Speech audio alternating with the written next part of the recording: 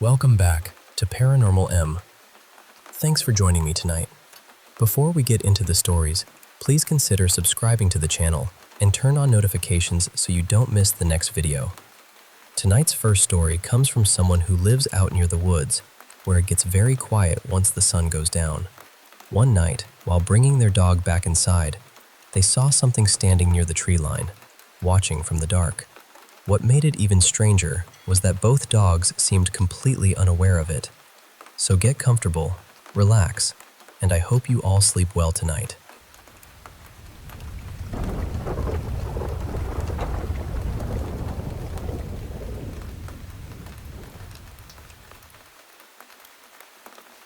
I'm pretty sure this happened the night after I made my last post, but honestly, I'd been sleeping so badly that the days had started to blur together. For a little context, this wasn't my first strange experience out here. I've had a couple of encounters while hunting before. One time, my stepdad and I heard what sounded like a clear whistling system in the woods, except it turned out not to be him. Another time, I heard my mother scream, plain as day, even though she was at home almost an hour away. There was also a night when something tried to mimic my cat while she was asleep in my bed. It did a terrible job, which somehow made it worse. And more than once, I've seen these strange, heat wave-looking shapes outside my room, almost like the outline of a man.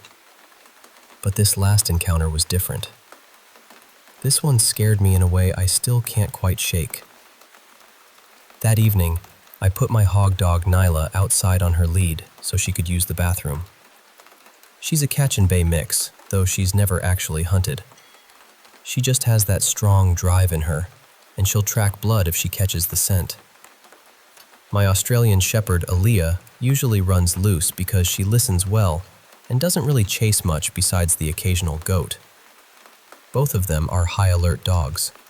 They notice everything. It was later than I meant to leave Nyla out. Maybe around 9:45 or 10 at night. By then, it was fully dark. I live way out on the edge of a tiny southern town, the kind with one stoplight and not much else.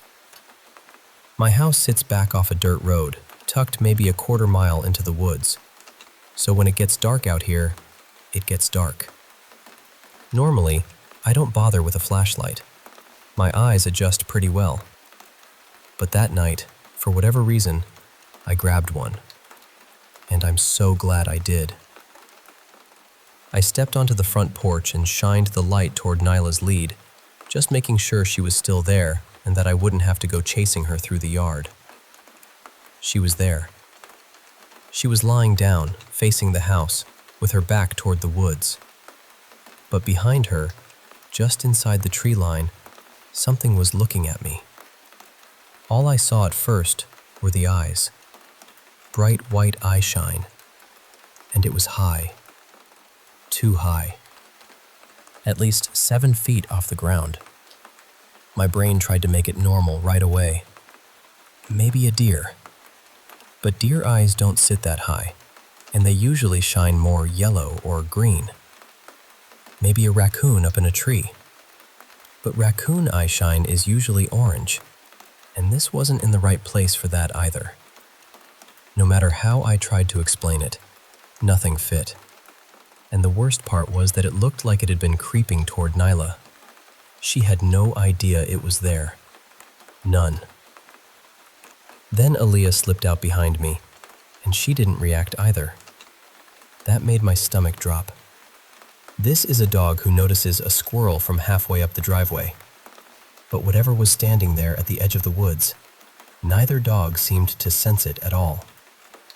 The thing shifted a little, almost like it was trying to get a better look at me.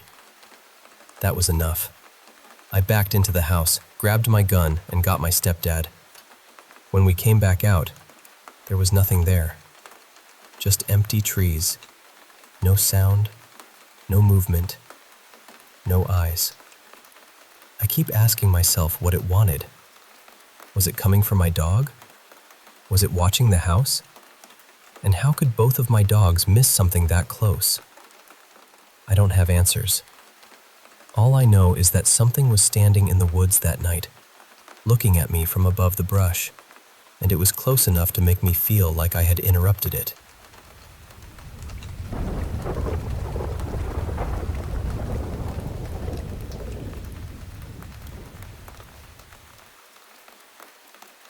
May 18, 1924. I want to tell you about something that happened in our village, because even now, after all these years, I still feel it sitting in my bones. Back then, life had become almost impossible. People were hungry. Families were selling whatever little they had left. Every house seemed to carry the same silence, the kind that comes when hope has been worn thin. One evening, my closest friend, Morena, came to me trembling. She told me she had heard of a place hidden far inside the forest, a place where a person could ask for anything, and their wish would be granted. Now, I have never been someone who believes easily. I did not trust charms, omens, or stories whispered over candlelight. But Morena looked so frightened and so desperate that I agreed to go with her. Not because I believed her, but because I could not let her go alone. We left after midnight and walked deep into the woods. The trees were so black against the sky that it felt as if the forest had no end. After a long while, we came upon an old village house, a kata, standing where no house should have been. And it was not empty. Inside, there were people from nearby villages, all packed together, all silent. No one spoke. No one even coughed. They just waited. In the center of the room stood a young man. He was beautiful in a way that made you nervous to look at him for too long. Tall, neat dark hair, sharp brows, black eyes that seemed to know too much. He moved slowly from person to person, asking each one what they wanted most in the world. Then he came closer to me, and that was when I saw his feet. They were not feet at all. They were hooves. Every sensible thought in me vanished. I could not breathe. I could not move. When he stopped in front of me, he looked straight into my eyes and said, very calmly, "You are not ready. Go outside and sit on the porch. I will come for you later." I did exactly as he told me. My legs were shaking so badly I could barely reach the door. I sat outside on the pripichok, and though I was terrified, some heavy, unnatural sleep fell over me. When I opened my eyes, morning had come. The house was gone. The people were gone. The handsome man was gone. And I was not sitting on any porch. I was sitting on a rotten old tree stump in the middle of an empty clearing. I ran back to the village as fast as I could. Of course, no one believed me. They said I must have fallen asleep in the woods and dreamed the whole thing. The diary goes quiet after that, but there is another entry almost 3 years later, dated November 3, 1927. It says this: I have tried not to think about that night, but I cannot ignore what happened to Morena. Her wish came true. Her family, who had been poorer than most, suddenly had money, livestock, full barns, and land that seemed to thrive overnight. But last week, Morena died in a terrible accident. She was still so young, and I cannot shake the feeling that what she received was not a gift. It was a bargain. Every day I thank God that I never asked that man for anything. My own life has not been easy, but our farm has grown little by little through work, patience, and honest hands. Nothing appeared overnight. Nothing came wrapped in darkness. I used to think the old stories about the chort were only tales told to frighten children. The handsome stranger with hooves, the gold that turns to rotten wood by morning. But after reading what happened in my own family, I do not laugh at those stories anymore. I listen.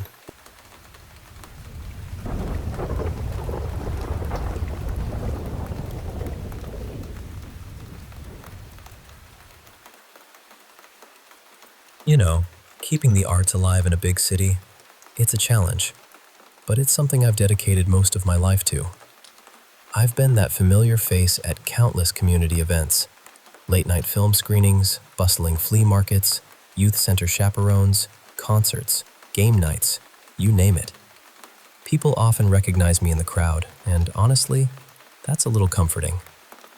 Over time, my interests naturally stretched into amateur theater, opera, and ballet. Now, I'll admit, I wasn't a dancer or singer, and I couldn't hold a line of dialogue without glancing anxiously at a script. But I knew a thing or two about organizing, promoting, and keeping a steady rhythm to the schedule. Slowly, I became an essential part of these performance groups, even if I was never center stage. I didn't earn much, just enough from about 16 micro jobs to get by, but I was passionate about what I did.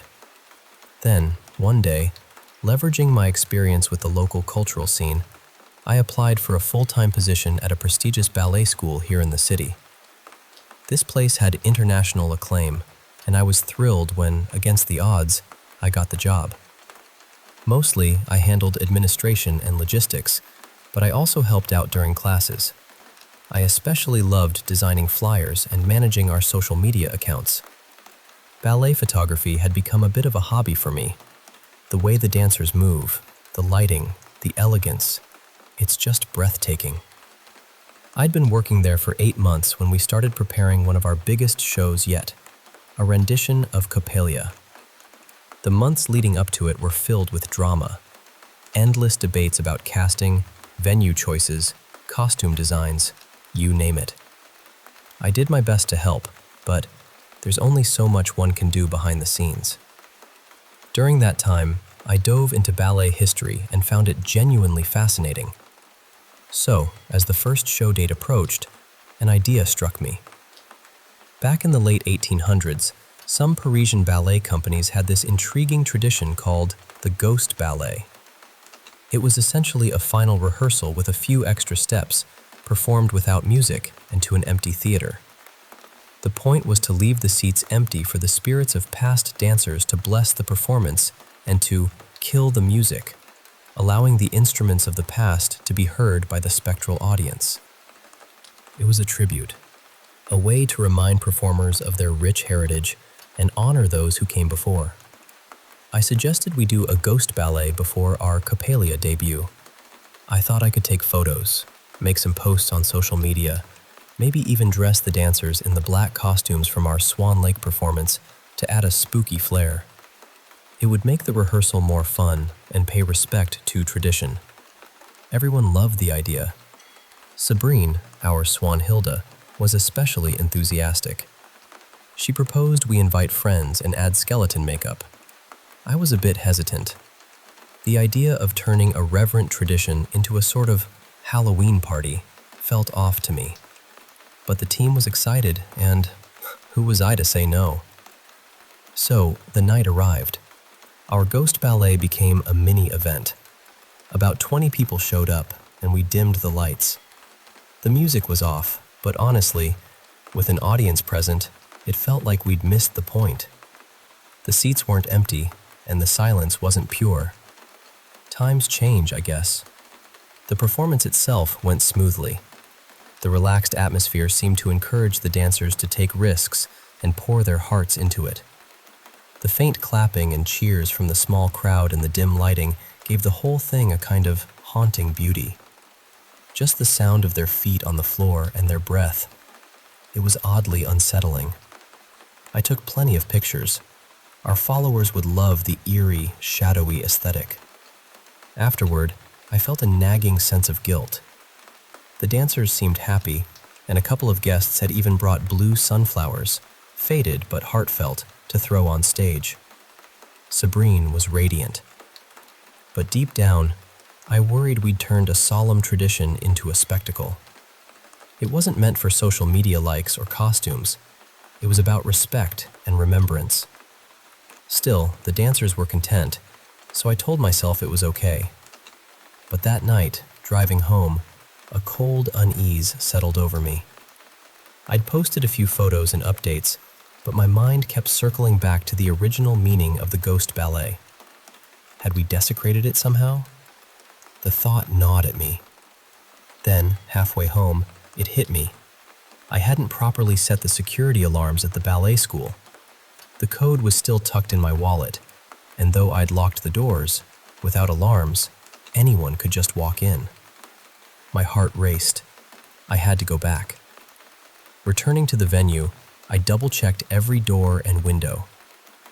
To my horror, one of the back doors was unlocked. As I moved through the main hall, turning off lights and locking side doors, a flickering light caught my eye. It wasn't one of our spotlights. It danced like a candle's flame. Then, from the shadows, I heard footsteps, soft but deliberate. "Is someone here? Sabrine?" I called out, my voice trembling. No answer. And then, from the darkness, she appeared. A woman stepped onto the stage, dressed in a flowing black gown with puffy shoulders and a scarf wrapped around her neck. She moved on bare feet, each step snapping like brittle twigs. She was graceful, but there was something terribly wrong. The harsh overhead light revealed her tangled blonde hair and strained features. As she lifted her leg into an arabesque, I noticed her leg trembling, struggling to stay straight. Her left foot lacked strength. She wobbled precariously. I heard sickening snaps and creaks, bones and sinews protesting each movement. Her scarf wasn't just decorative. It seemed to brace her fragile neck. As it slowly unraveled, I heard a chilling crack with every slight motion. She prepared for a sisson jump, muscles tensing. I gasped a hoarse, "No!" Suddenly she collapsed, a twisted heap of limbs draped in black. Her arm bent unnaturally, her wrist nearly dislocated. Clumps of hair scattered across the stage, yet she struggled to rise. Tendons snapped one after another, writhing in agony.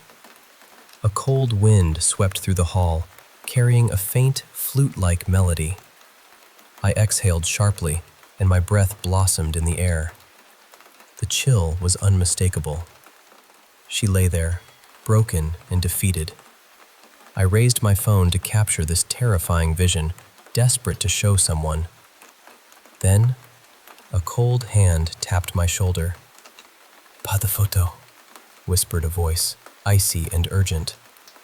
I lowered my phone.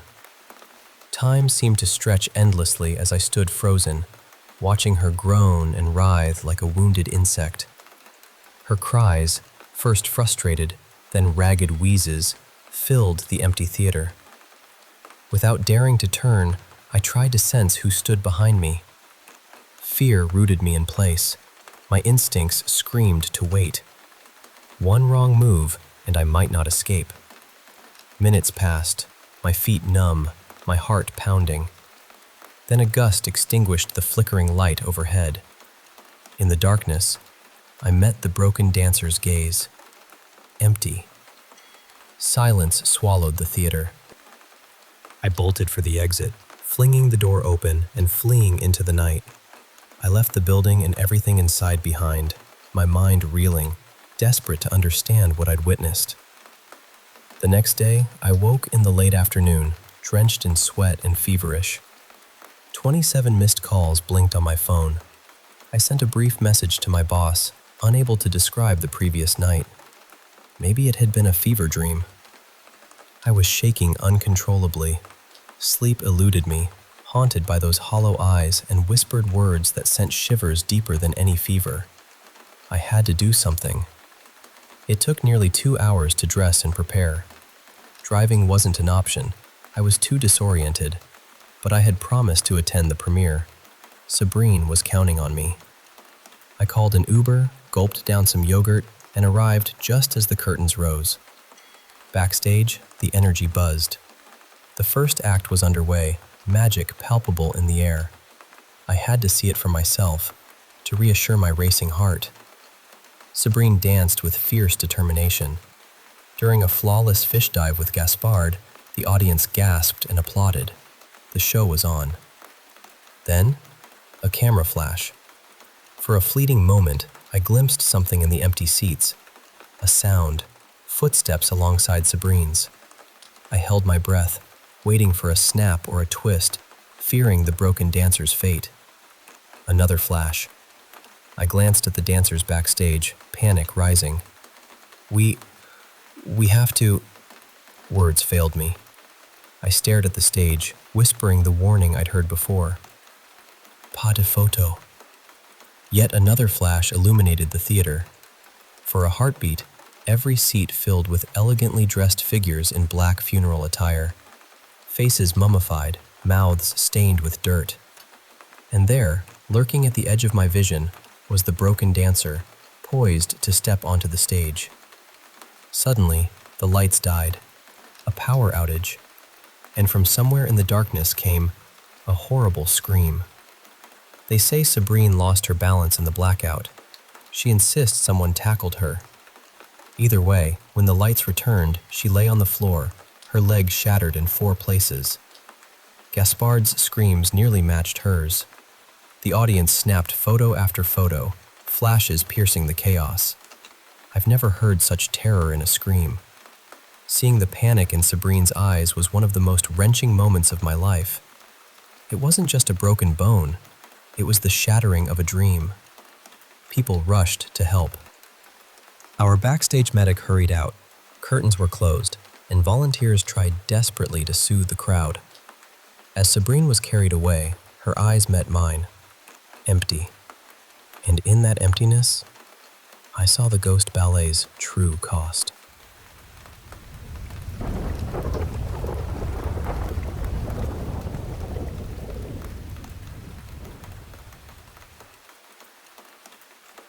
You know, keeping the arts alive in a big city, it's a challenge, but it's something I've dedicated most of my life to.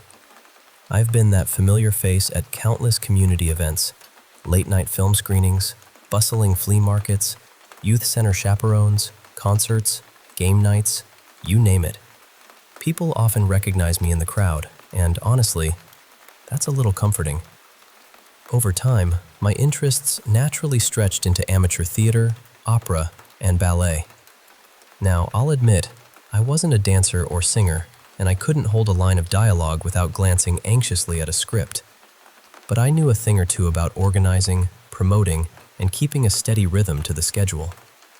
Slowly, I became an essential part of these performance groups, even if I was never center stage. I didn't earn much, just enough from about 16 microjobs to get by, but I was passionate about what I did. Then, one day, leveraging my experience with the local cultural scene, I applied for a full-time position at a prestigious ballet school here in the city. This place had international acclaim, and I was thrilled when, against the odds, I got the job. Mostly, I handled administration and logistics, but I also helped out during classes. I especially loved designing flyers and managing our social media accounts. Ballet photography had become a bit of a hobby for me. The way the dancers move, the lighting, the elegance, it's just breathtaking. I'd been working there for 8 months when we started preparing one of our biggest shows yet, a rendition of Coppelia. The months leading up to it were filled with drama, endless debates about casting, venue choices, costume designs, you name it. I did my best to help, but there's only so much one can do behind the scenes. During that time, I dove into ballet history and found it genuinely fascinating. So, as the first show date approached, an idea struck me. Back in the late 1800s, some Parisian ballet companies had this intriguing tradition called the Ghost Ballet. It was essentially a final rehearsal with a few extra steps, performed without music and to an empty theater. The point was to leave the seats empty for the spirits of past dancers to bless the performance and to kill the music, allowing the instruments of the past to be heard by the spectral audience. It was a dispute, a way to remind performers of their rich heritage and honor those who came before. I suggested we do a ghost ballet before our Coppelia debut. I thought I could take photos, make some posts on social media, maybe even dress the dancers in the black costumes from our Swan Lake performance to add a spooky flair. It would make the rehearsal more fun and pay respect to tradition. Everyone loved the idea. Sabrine, our Swanhilda, was especially enthusiastic. She proposed we invite friends and add skeleton makeup. I was a bit hesitant. The idea of turning a reverent tradition into a sort of Halloween party felt off to me. But the team was excited, and who was I to say no? So, the night arrived. Our ghost ballet became a mini event. About 20 people showed up, and we dimmed the lights. The music was off, but honestly, with an audience present, it felt like we'd missed the point. The seats weren't empty, and the silence wasn't pure. Times change, I guess. The performance itself went smoothly. The relaxed atmosphere seemed to encourage the dancers to take risks and pour their hearts into it. The faint clapping and cheers from the small crowd in the dim lighting gave the whole thing a kind of haunting beauty. Just the sound of their feet on the floor and their breath. It was oddly unsettling. I took plenty of pictures. Our followers would love the eerie, shadowy aesthetic. Afterward, I felt a nagging sense of guilt. The dancers seemed happy, and a couple of guests had even brought blue sunflowers, faded but heartfelt, to throw on stage. Sabrine was radiant, but deep down, I worried we'd turned a solemn tradition into a spectacle. It wasn't meant for social media likes or costumes. It was about respect and remembrance. Still, the dancers were content, so I told myself it was okay. But that night, driving home, a cold unease settled over me. I'd posted a few photos and updates, but my mind kept circling back to the original meaning of the ghost ballet. Had we desecrated it somehow? The thought gnawed at me. Then, halfway home, it hit me. I hadn't properly set the security alarms at the ballet school. The code was still tucked in my wallet, and though I'd locked the doors, without alarms, anyone could just walk in. My heart raced. I had to go back. Returning to the venue, I double-checked every door and window. To my horror, one of the back doors was unlocked. As I moved through the main hall, turning off lights and locking side doors, a flickering light caught my eye. It wasn't one of our spotlights. It danced like a candle's flame. Then, from the shadows, I heard footsteps, soft but deliberate. "Is someone here? Sabrine?"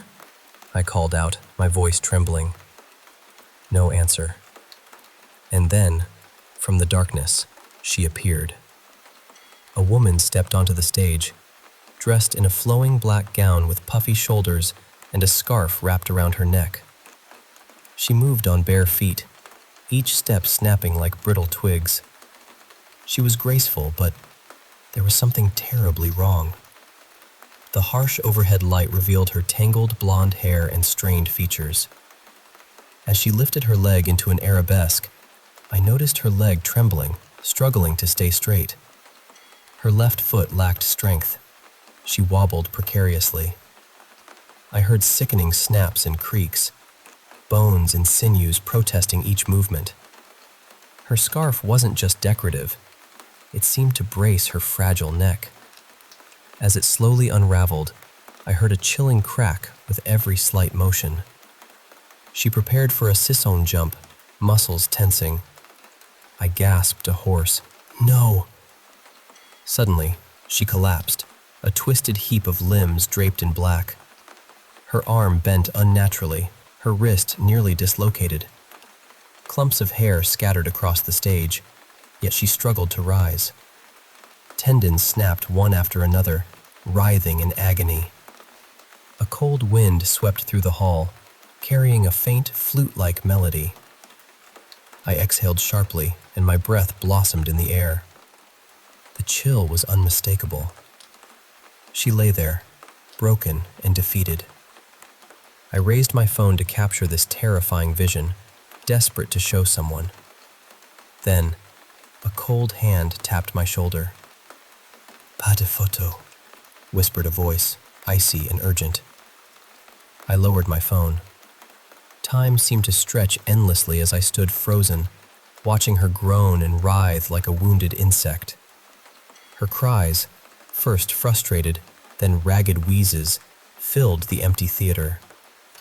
Without daring to turn, I tried to sense who stood behind me. Fear rooted me in place. My instincts screamed to wait. One wrong move, and I might not escape. Minutes passed, my feet numb, my heart pounding. Then a gust extinguished the flickering light overhead. In the darkness, I met the broken dancer's gaze. Empty. Silence swallowed the theater.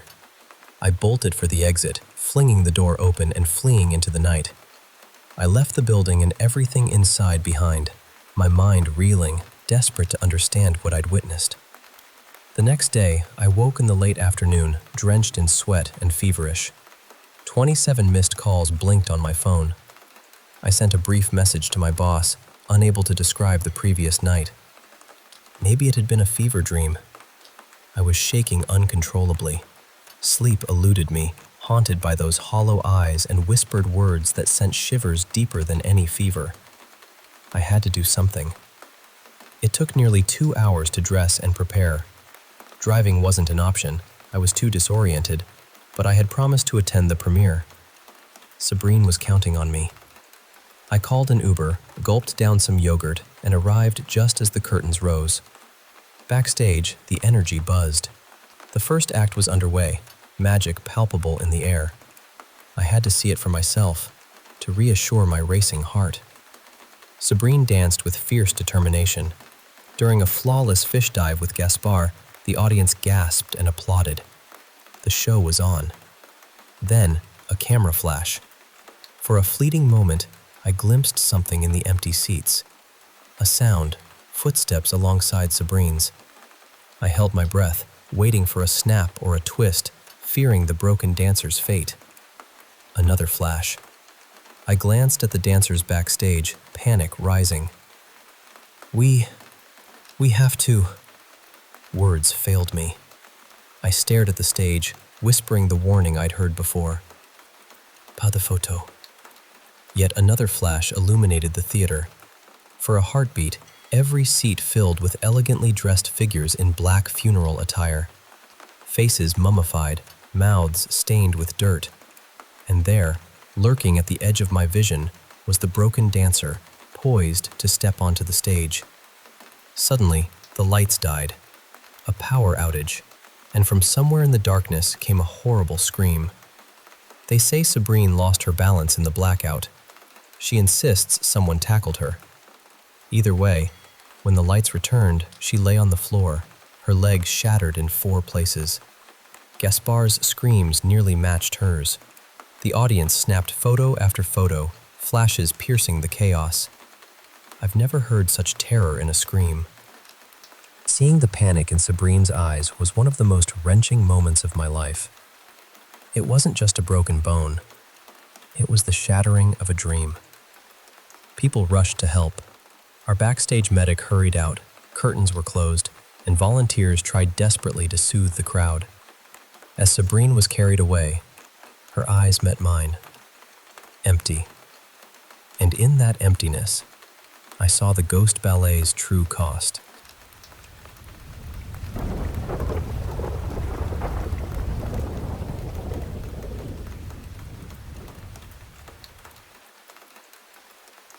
You know, I haven't arranged a ghost ballet since that night with Capelia. We switched venues after that, and I stepped back from organizing those eerie performances. For a long time, I thought maybe it was letting outsiders watch the show that stirred trouble. But lately, I've been thinking differently. Around the late 1800s, photography was just starting to catch on, but many theaters banned it. Ballerinas, especially in Parisian companies, had a strict rule: no photos allowed. They called it pas de photo, no photography. It was meant to protect the magic of the performance. I sometimes wonder if breaking that rule somehow opened a door we shouldn't have. I just hope, in time, whatever we disturbed will forgive us. I hope Sabrina, the dancer with those hollow eyes, finds peace.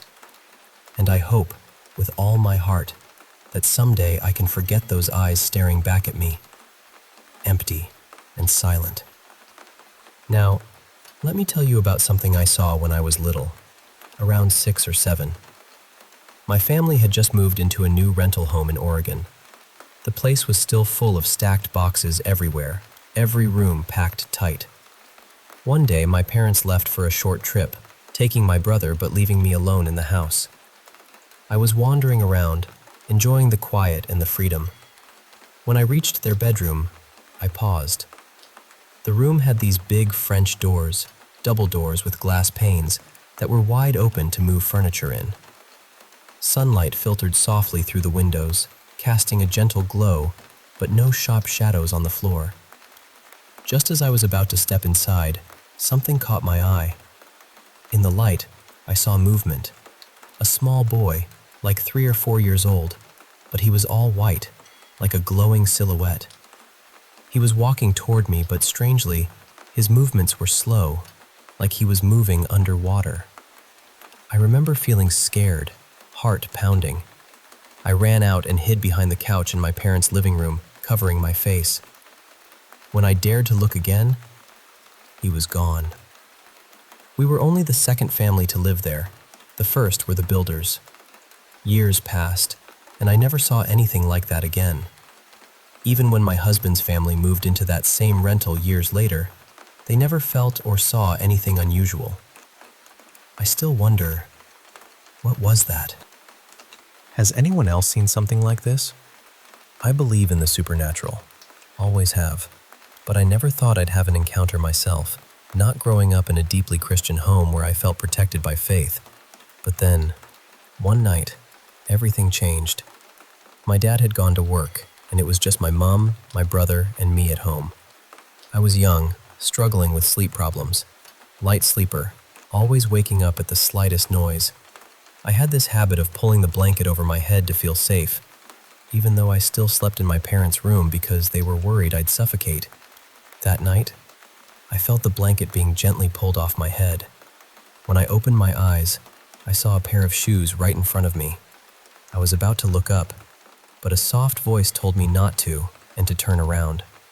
I obeyed and faced the mirror on my parents' wardrobe. Behind me, on the bed, stood a man dressed very formally. I couldn't see his face clearly. He was shadowed, but he was there.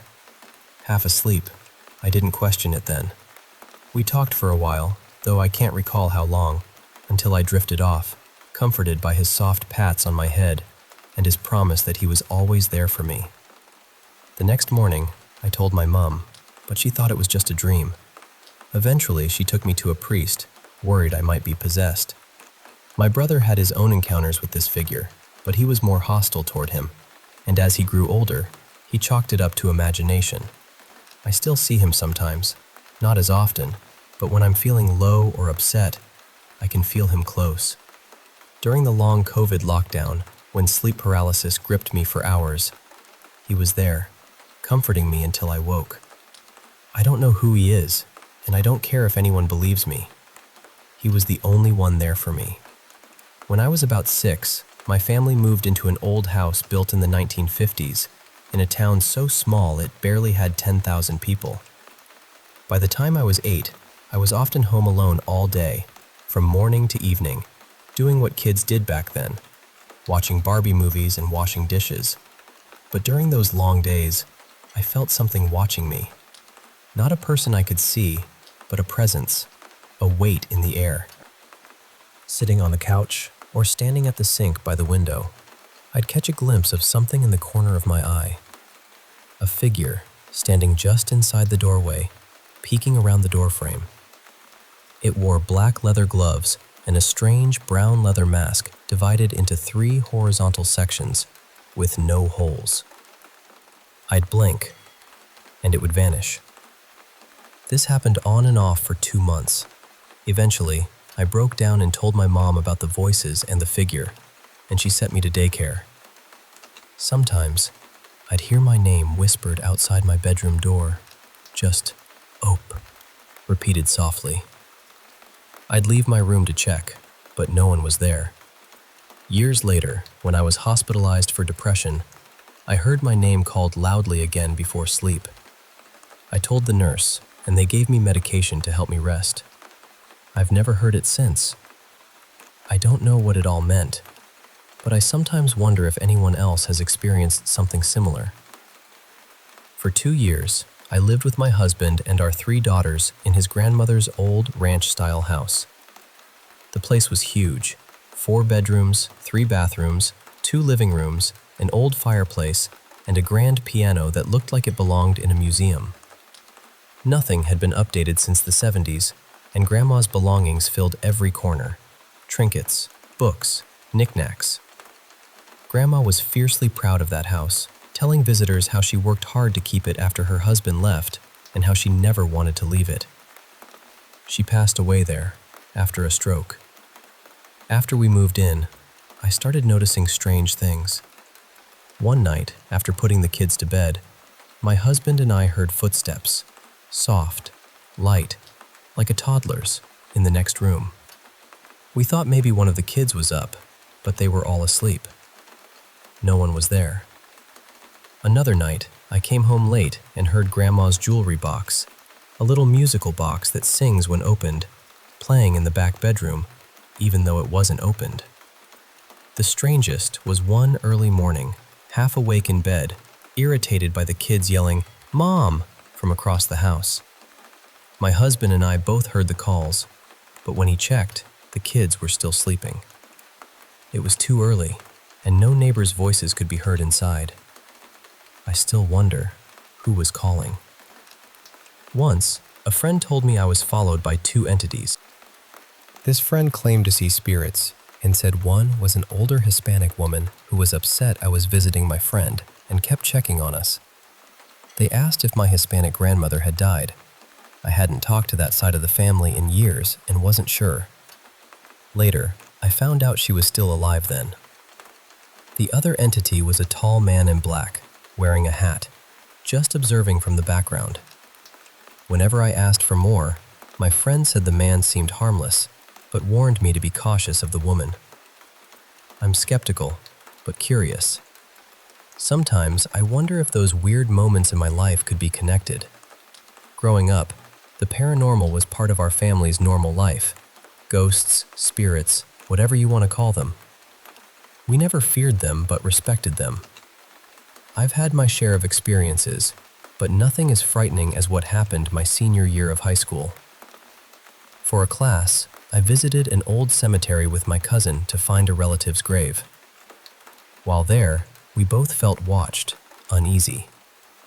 At home that night, I felt it again, eyes on me from the hallway.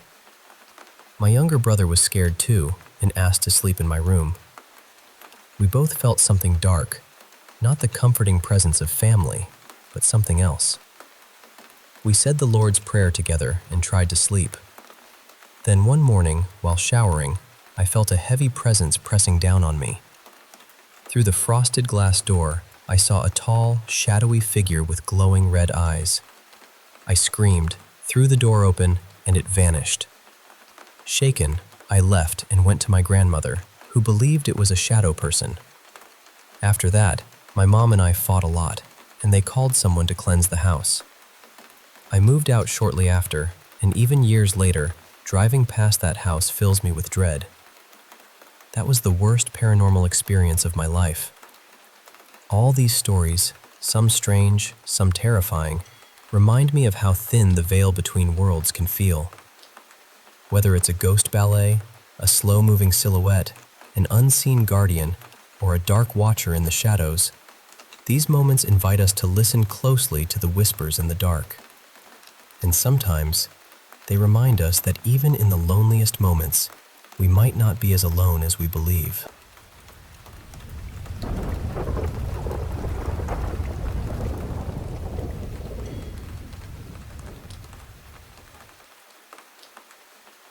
You know, I haven't arranged a ghost ballet since that night with Copelia. We switched venues after that, and I stepped back from organizing those eerie performances. For a long time, I thought maybe it was letting outsiders watch the show that stirred trouble. But lately, I've been thinking differently. Around the late 1800s, photography was just starting to catch on, but many theaters banned it. Ballerinas especially, in Parisian companies, had a strict rule: no photos allowed. They called it pas de photo, no photography. It was meant to protect the magic of the performance. I sometimes wonder if breaking that rule somehow opened a door we shouldn't have. I just hope, in time, whatever we disturbed will forgive us. I hope Sabrina, the dancer with those hollow eyes, finds peace. And I hope, with all my heart, that someday I can forget those eyes staring back at me, empty and silent. Now, let me tell you about something I saw when I was little, around 6 or 7. My family had just moved into a new rental home in Oregon. The place was still full of stacked boxes everywhere, every room packed tight. One day, my parents left for a short trip, taking my brother but leaving me alone in the house. I was wandering around, enjoying the quiet and the freedom. When I reached their bedroom, I paused. The room had these big French doors, double doors with glass panes that were wide open to move furniture in. Sunlight filtered softly through the windows, casting a gentle glow, but no sharp shadows on the floor. Just as I was about to step inside, something caught my eye. In the light, I saw movement. A small boy, like 3 or 4 years old, but he was all white, like a glowing silhouette. He was walking toward me, but strangely, his movements were slow, like he was moving underwater. I remember feeling scared, heart pounding. I ran out and hid behind the couch in my parents' living room, covering my face. When I dared to look again, he was gone. We were only the second family to live there. The first were the builders. Years passed, and I never saw anything like that again. Even when my husband's family moved into that same rental years later, they never felt or saw anything unusual. I still wonder, what was that? Has anyone else seen something like this? I believe in the supernatural. Always have. But I never thought I'd have an encounter myself. Not growing up in a deeply Christian home where I felt protected by faith. But then, one night, everything changed. My dad had gone to work, and it was just my mom, my brother, and me at home. I was young, struggling with sleep problems, light sleeper, always waking up at the slightest noise. I had this habit of pulling the blanket over my head to feel safe, even though I still slept in my parents' room because they were worried I'd suffocate. That night, I felt the blanket being gently pulled off my head. When I opened my eyes, I saw a pair of shoes right in front of me. I was about to look up, but a soft voice told me not to and to turn around. I obeyed and faced the mirror on my parents' wardrobe. Behind me, on the bed, stood a man dressed very formally. I couldn't see his face clearly, he was shadowed, but he was there. Half asleep, I didn't question it then. We talked for a while, though I can't recall how long, until I drifted off, comforted by his soft pats on my head and his promise that he was always there for me. The next morning, I told my mom, but she thought it was just a dream. Eventually, she took me to a priest, worried I might be possessed. My brother had his own encounters with this figure, but he was more hostile toward him, and as he grew older, he chalked it up to imagination. I still see him sometimes, not as often, but when I'm feeling low or upset, I can feel him close. During the long COVID lockdown, when sleep paralysis gripped me for hours, he was there, comforting me until I woke. I don't know who he is, and I don't care if anyone believes me. He was the only one there for me. When I was about 6, my family moved into an old house built in the 1950s, in a town so small it barely had 10,000 people. By the time I was 8, I was often home alone all day, from morning to evening, doing what kids did back then, watching Barbie movies and washing dishes. But during those long days, I felt something watching me. Not a person I could see, but a presence, a weight in the air. Sitting on the couch, or standing at the sink by the window, I'd catch a glimpse of something in the corner of my eye, a figure standing just inside the doorway, peeking around the door frame. It wore black leather gloves and a strange brown leather mask divided into 3 horizontal sections, with no holes. I'd blink, and it would vanish.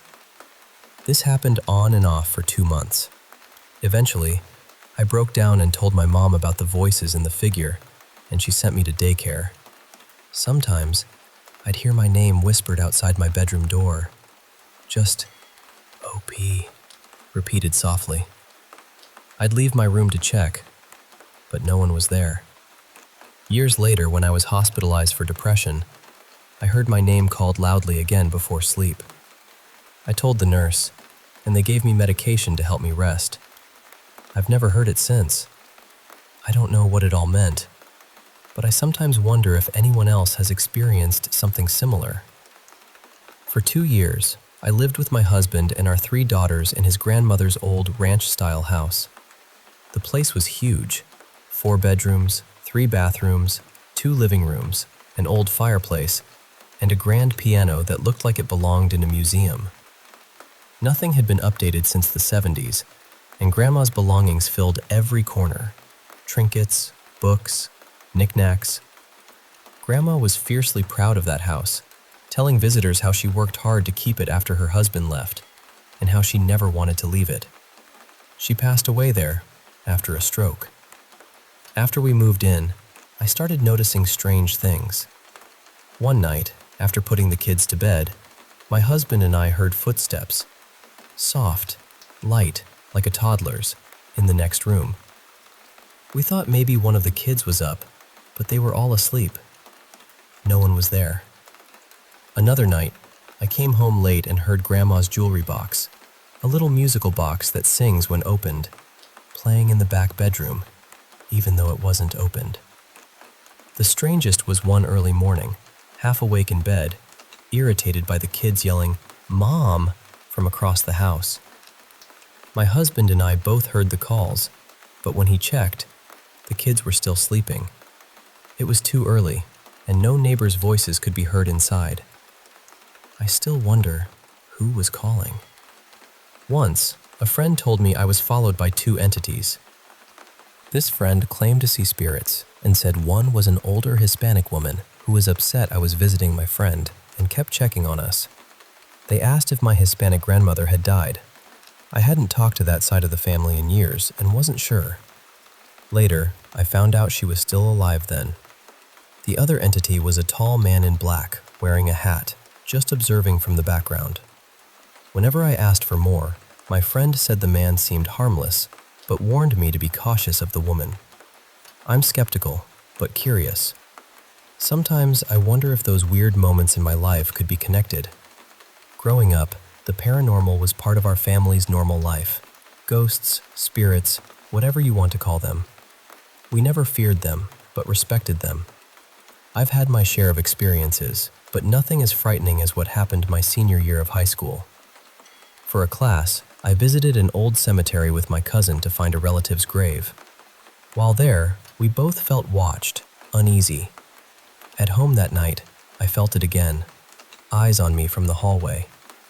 My younger brother was scared too and asked to sleep in my room. We both felt something dark, not the comforting presence of family, but something else. We said the Lord's Prayer together and tried to sleep. Then one morning, while showering, I felt a heavy presence pressing down on me. Through the frosted glass door, I saw a tall, shadowy figure with glowing red eyes. I screamed, threw the door open, and it vanished. Shaken, I left and went to my grandmother, who believed it was a shadow person. After that, my mom and I fought a lot, and they called someone to cleanse the house. I moved out shortly after, and even years later, driving past that house fills me with dread. That was the worst paranormal experience of my life. All these stories, some strange, some terrifying, remind me of how thin the veil between worlds can feel. Whether it's a ghost ballet, a slow-moving silhouette, an unseen guardian, or a dark watcher in the shadows, these moments invite us to listen closely to the whispers in the dark. And sometimes, they remind us that even in the loneliest moments, we might not be as alone as we believe.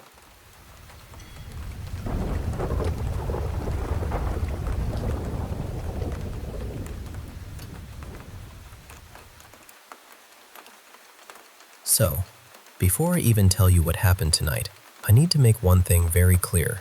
In our house, if one of us farts, we own it. Fully. No shame, no mystery, no courtroom drama. If it was me, I say it was me. If it was my fiancée, she says it was her. That is just the kind of honest little ecosystem we live in. And we do not prank each other like this. We never have. Now, we have had a few strange things happen in this apartment before. Not constantly, not every week, nothing dramatic like cabinets flying open or shadowy figures standing at the foot of the bed. Just a handful of moments over the years that have made us sit there in silence and think, okay, what exactly was that?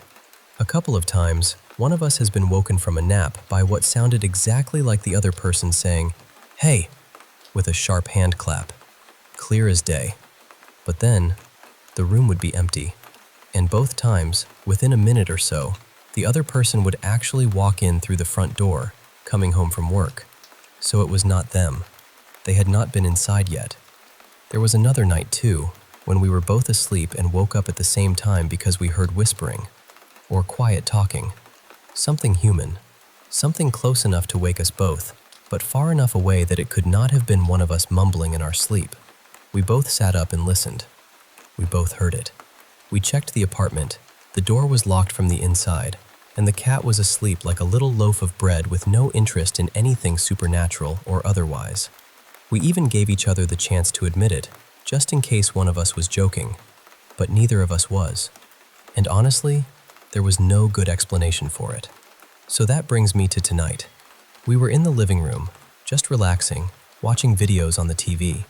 Nothing creepy, nothing intense. Just a normal, quiet night.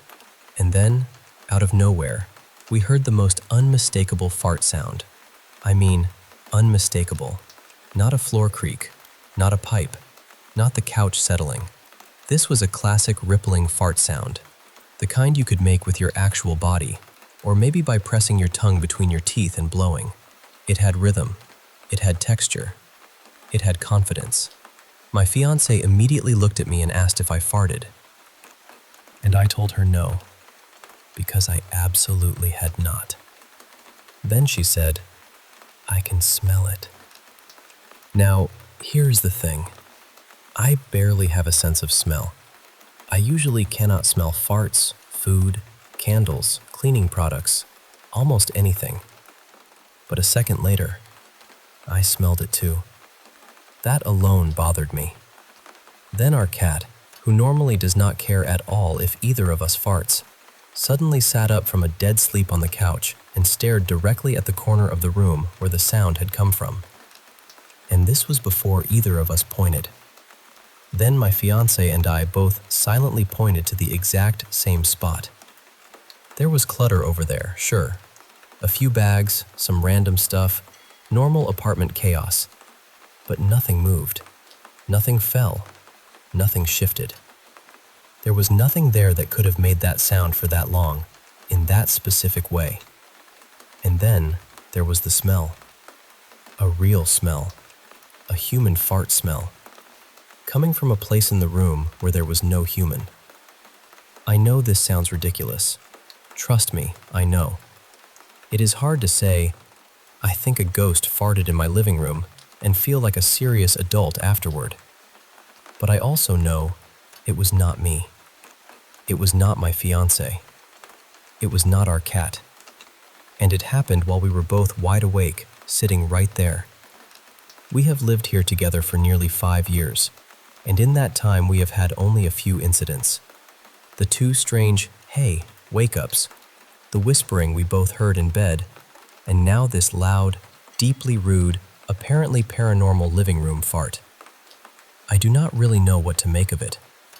Whatever is here, if anything is here, does not seem angry. It does not seem threatening. It barely ever makes itself known. But tonight, apparently, it decided to announce itself in the dumbest possible way. So, yeah. Thoughts?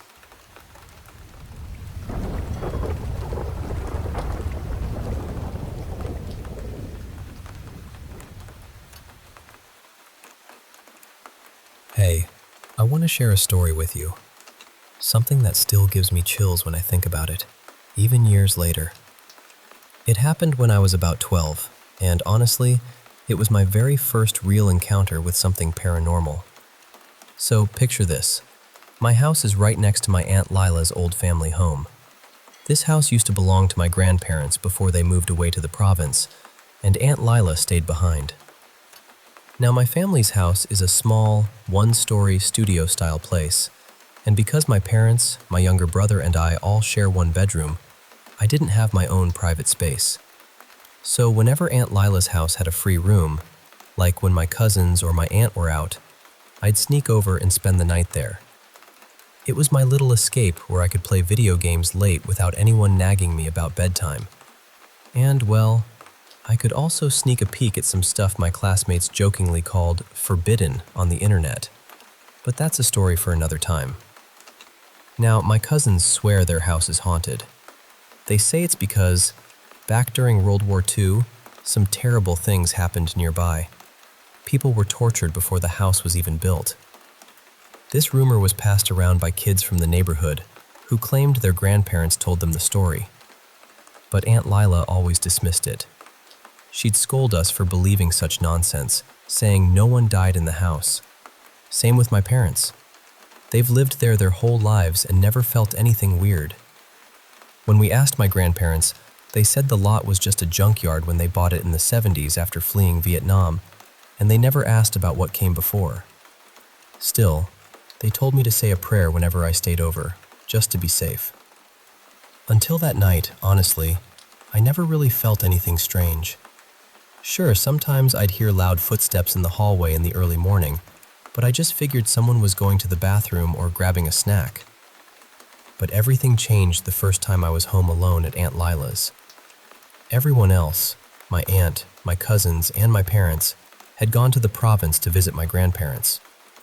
I decided to stay behind because, honestly, there wasn't much for me to do there. Before settling into Aunt Lila's room for the night, I locked every door and window, set the alarms, and made sure everything was secure.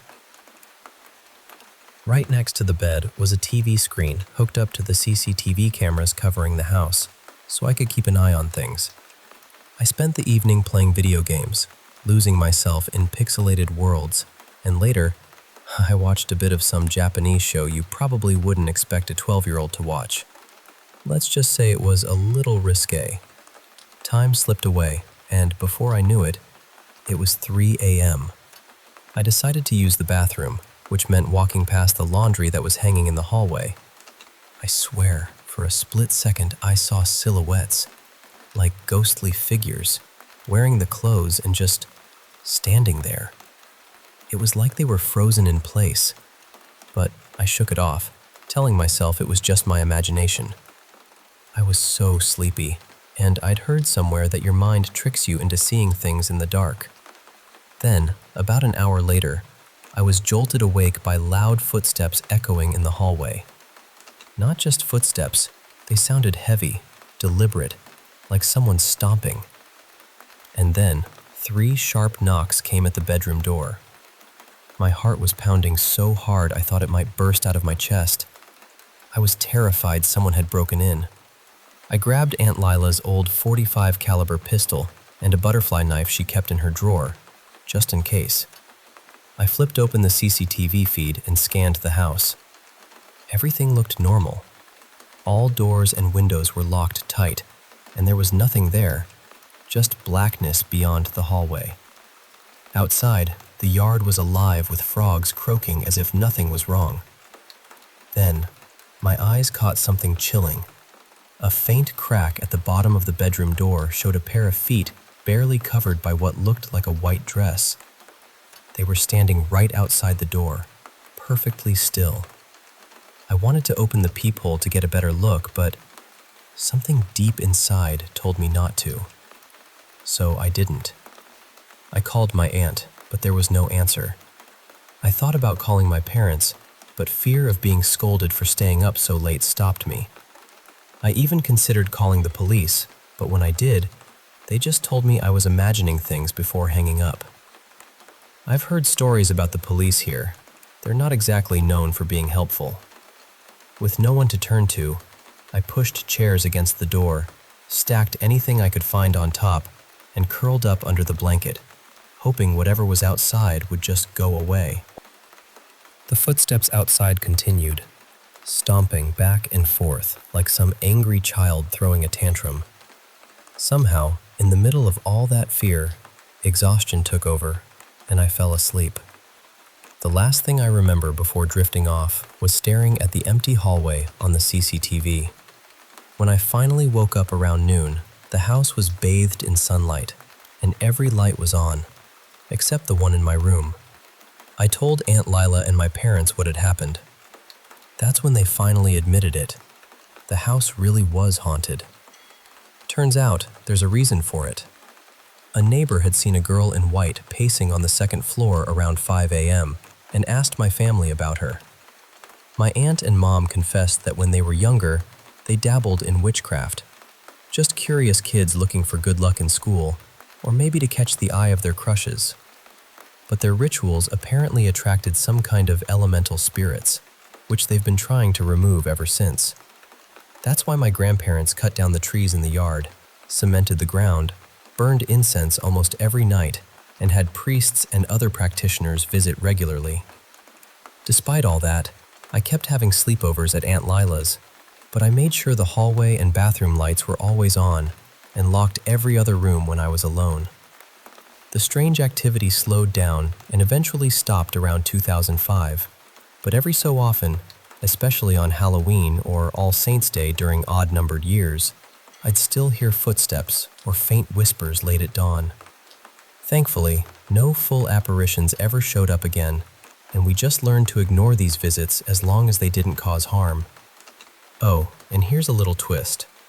Apparently, every time someone tells a ghost story in that house, which happened a lot around Halloween, it somehow convinces the elementals to stick around longer. So since 2004, we've banned telling scary stories there. If my cousins want to share ghost tales or watch spooky movies, they do it at our house or with headphones. Our home stays safe, supposedly because my mom buried a charm she got from church under our living room floor before she took her nursing board exams. It's a strange story, I know, but it's part of my family's history now. And honestly, it's kind of comforting in a weird way. To know that even in the darkest, scariest moments, you can find a little light, a little protection, and eventually, peace.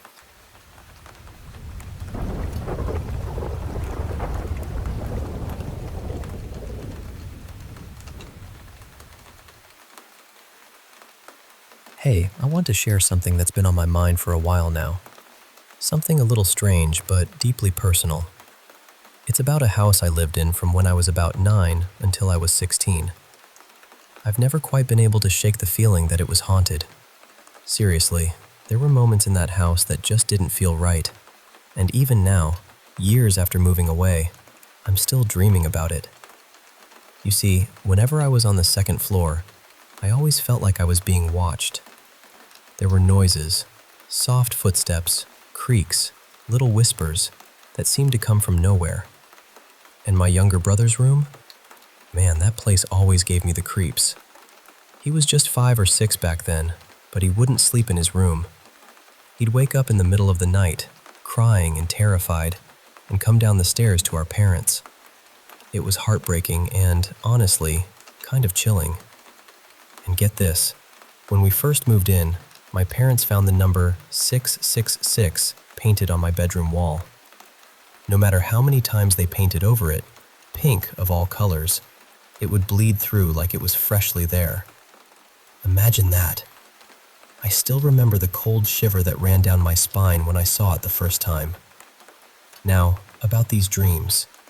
At first I told myself it was just because I spent such a big part of my childhood there, you know? That my brain just used that house as the backdrop for my dreams. But there's a catch. In every dream, I'm searching for something or someone. Sometimes it's our old dog who passed away while we lived there.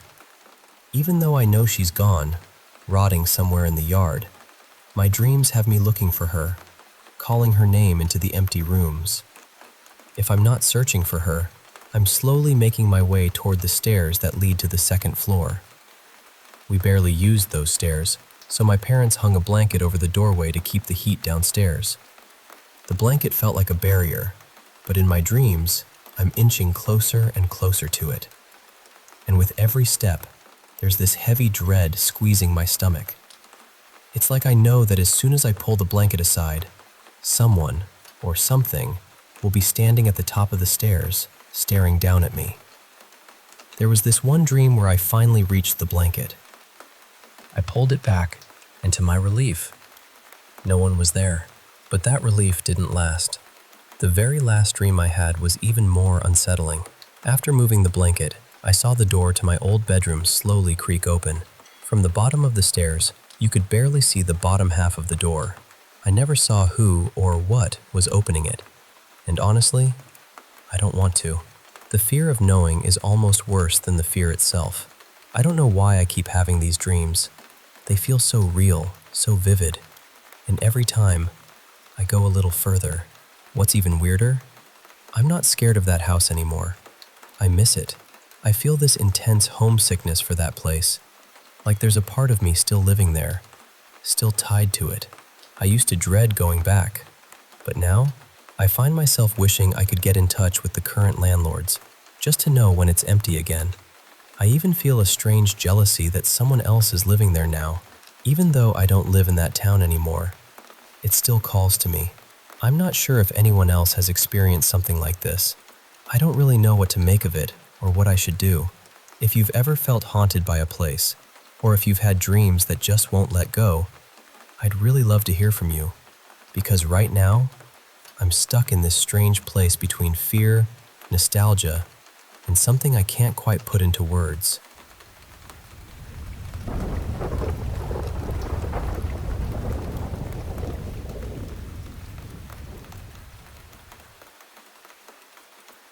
Hey, I want to share something that's been on my mind for a while now. Something a little strange, but deeply personal. It's about a house I lived in from when I was about 9 until I was 16. I've never quite been able to shake the feeling that it was haunted. Seriously, there were moments in that house that just didn't feel right. And even now, years after moving away, I'm still dreaming about it. You see, whenever I was on the second floor, I always felt like I was being watched. There were noises, soft footsteps, creaks, little whispers that seemed to come from nowhere. And my younger brother's room? Man, that place always gave me the creeps. He was just 5 or 6 back then, but he wouldn't sleep in his room. He'd wake up in the middle of the night, crying and terrified, and come down the stairs to our parents. It was heartbreaking and honestly, kind of chilling. And get this, when we first moved in, my parents found the number 666 painted on my bedroom wall. No matter how many times they painted over it, pink of all colors, it would bleed through like it was freshly there. Imagine that. I still remember the cold shiver that ran down my spine when I saw it the first time. Now, about these dreams. At first, I told myself it was just because I spent such a big part of my childhood there, you know? That my brain just used that house as the backdrop for my dreams. But there's a catch. In every dream, I'm searching for something or someone. Sometimes it's our old dog who passed away while we lived there. Even though I know she's gone, rotting somewhere in the yard, my dreams have me looking for her, calling her name into the empty rooms. If I'm not searching for her, I'm slowly making my way toward the stairs that lead to the second floor. We barely used those stairs, so my parents hung a blanket over the doorway to keep the heat downstairs. The blanket felt like a barrier, but in my dreams, I'm inching closer and closer to it. And with every step, there's this heavy dread squeezing my stomach. It's like I know that as soon as I pull the blanket aside, someone or something will be standing at the top of the stairs, staring down at me. There was this one dream where I finally reached the blanket. I pulled it back, and to my relief, no one was there. But that relief didn't last. The very last dream I had was even more unsettling. After moving the blanket, I saw the door to my old bedroom slowly creak open. From the bottom of the stairs, you could barely see the bottom half of the door. I never saw who or what was opening it, and honestly, I don't want to. The fear of knowing is almost worse than the fear itself. I don't know why I keep having these dreams. They feel so real, so vivid, and every time, I go a little further. What's even weirder, I'm not scared of that house anymore. I miss it. I feel this intense homesickness for that place, like there's a part of me still living there, still tied to it. I used to dread going back, but now, I find myself wishing I could get in touch with the current landlords, just to know when it's empty again. I even feel a strange jealousy that someone else is living there now. Even though I don't live in that town anymore, it still calls to me. I'm not sure if anyone else has experienced something like this. I don't really know what to make of it or what I should do.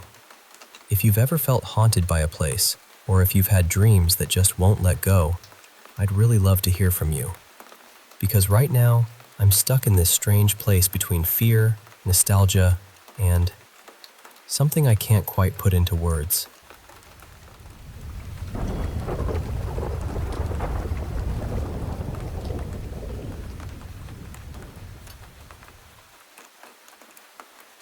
You know, my family, especially on my mom's side, has always had this closeness to the paranormal.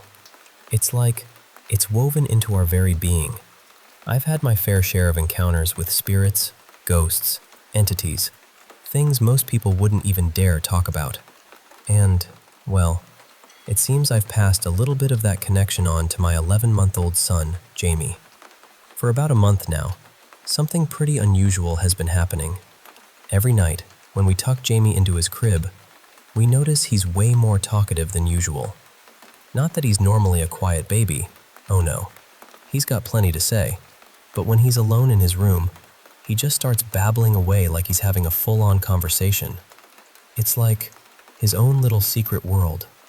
I've sneaked a few peeks when I hear all the noise, curious about what he's up to. And here's the thing, Jame is always facing the wall. Not just staring into space, but really focused, like he's chatting with someone, or something, right there. It's kind of adorable, actually. There are these long pauses, like he's listening carefully. Then he'd burst out into babble again. And sometimes, after those pauses, he'd let out the sweetest, most infectious giggles and laughter. I swear, it sounds like he's playing a game with an invisible friend. One afternoon after his nap, I went into his room to pick him up. Now, my back's not the best, so I had to brace myself against the wall to steady myself. I kept my eyes on Jame, but he was staring intently at the exact spot where my hand rested. Then, suddenly, he looked back at me, then at my hand, then back at me again, and just broke down into these heartbreaking wails like I'd hurt him. I was caught completely off guard. I asked him what was wrong, and he pointed right at my hand, crying as if that spot itself was causing him pain. That's when it hit me. I must have put my hand right where his friend usually sits. Feeling awful, I quickly moved my hand away and softly apologized to both Jame and whoever, or whatever, he was talking to. Almost immediately, Jame calmed down, and we went on with our day like nothing had happened. Now, my girlfriend was pretty skeptical at first. She's not much of a believer in the supernatural and tends to keep her feet firmly on the ground.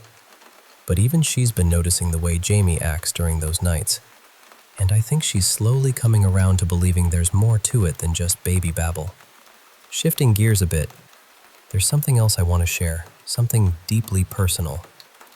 The night before my mom passed away last year, not long after Christmas, I had this incredibly vivid dream. In the dream, my Uncle Frank was there. Now, he died when he was 74, but in this dream, he looked like a young man, maybe late teens, full of life and energy. We were inside this house, and I was talking with this red-headed woman who reminded me a lot of the actress from that show Longmire. It struck me because my mom was a tall, lanky redhead, very much like that. I was standing in the kitchen with Uncle Frank, and outside, through a window made of this cloudy, wavy glass, like old hand-blown glass. My grandmother was gardening. She was the mother of both my mom and uncle, and had been a huge part of my upbringing. Even though the glass blurred her figure, I could tell it was her younger self, with her striking black hair. While I was talking with Uncle Frank, he suddenly put a gentle finger to the side of my head. I asked him, "What are you doing?" And he simply said, "I'm fixing you." Right then, this warm golden light flooded the room, bright and comforting. And just like that, I woke up. I woke feeling an overwhelming sense of peace and calm, like a heavy weight had been lifted from my chest. When my wife stirred awake, I immediately shared the dream with her. Later, I told my adult son as well, who found it fascinating, especially since he'd had a strange but unrelated dream that same night. That afternoon, my brother called with the news that our mother had passed away peacefully in her sleep during the night. It was a shock. Though she had been ill, she wasn't expected to go so soon. Since then, I've been wrestling with what that dream means. Was it just my mind processing what was happening subconsciously? Or was it something more profound? Maybe a real connection with my family beyond this life? I've been searching for answers, trying to rekindle a faith I lost years ago, after a terrible betrayal by a church minister I once trusted. That hurt deeply affected my wife and shattered my belief for a long time. Now, I want to believe again. I feel moments, fleeting but powerful, where I sense something divine nearby. But a small, skeptical part of me keeps looking for a scientific explanation, searching for reason in the unexplainable. So, I guess what I'm asking is, have any of you experienced something like this? Do you think my dream could have been a visit from my loved ones who have passed on? What are your thoughts on the afterlife, on these mysterious moments that shake us to our core? I'd really appreciate any insights or gentle guidance as I navigate this path between faith and doubt. Because at the end of the day, all I want is to feel connected, to my family, to something bigger, to a love that never truly dies.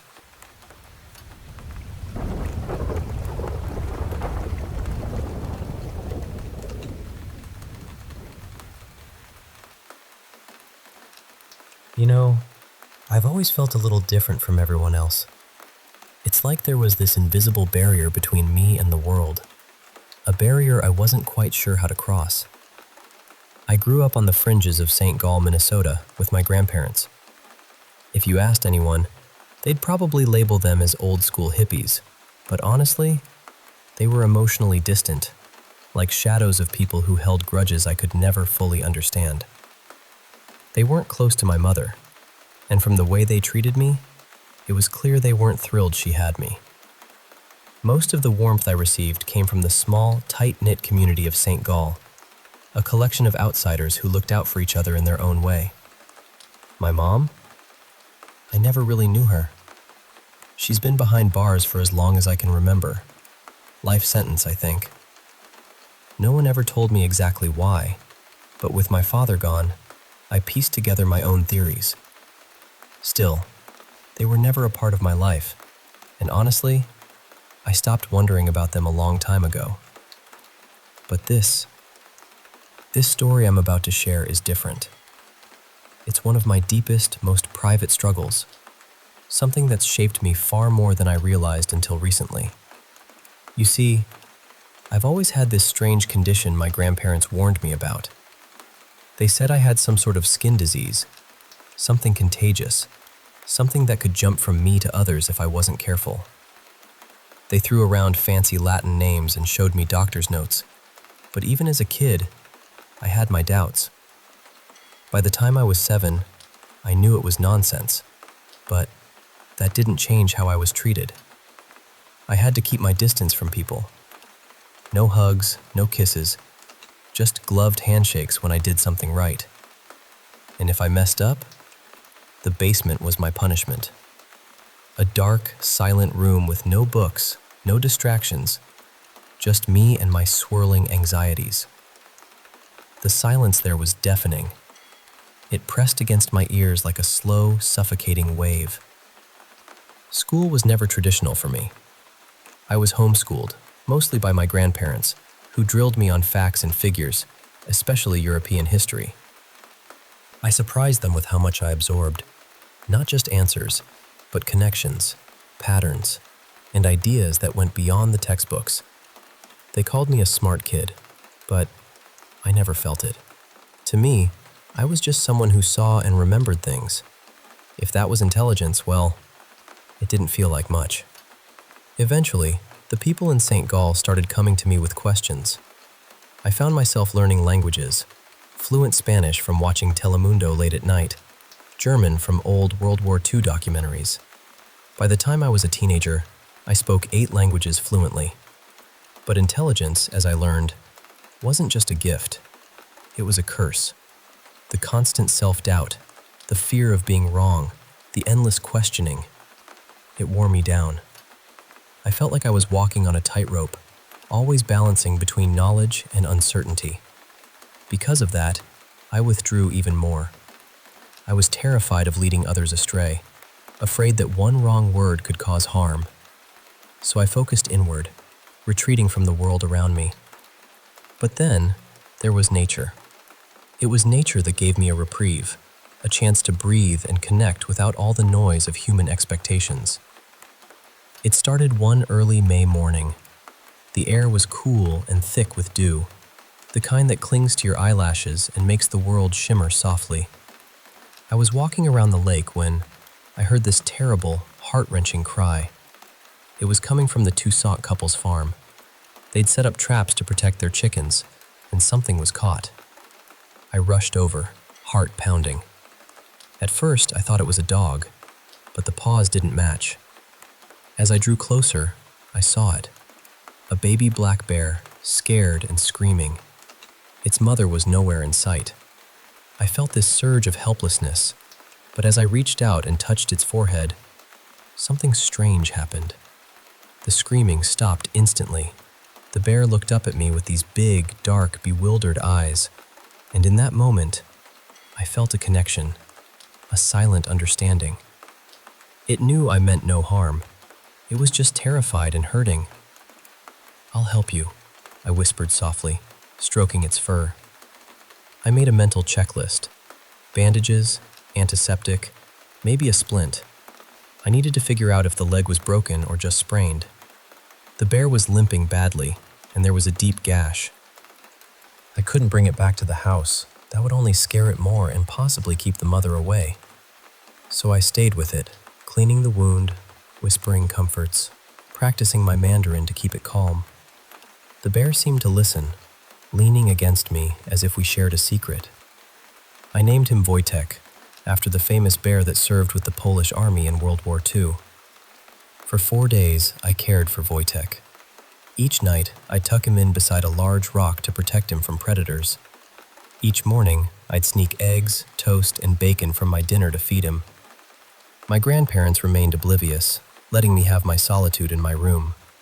Then, on the evening of the 4th day, as the sun dipped behind the trees and painted the sky in fiery hues, I heard it, a low rumble, like thunder, but closer. A branch snapped. I turned slowly and froze. There she was, the mother, a massive black bear, standing between me and Wojtek. I didn't have time to panic. The sheer size of her, the glint of her claws, the power behind her roar, it was overwhelming. I felt my knees give way, my breath caught in my throat. I was sure this was the end. But then, Wojtek stepped forward, despite his injured leg. He stood on his hind legs, yipping and yelping, placing himself between me and his mother. It was like he was trying to protect me, to tell her I was no threat. I curled into a ball, heart hammering, tears stinging my eyes.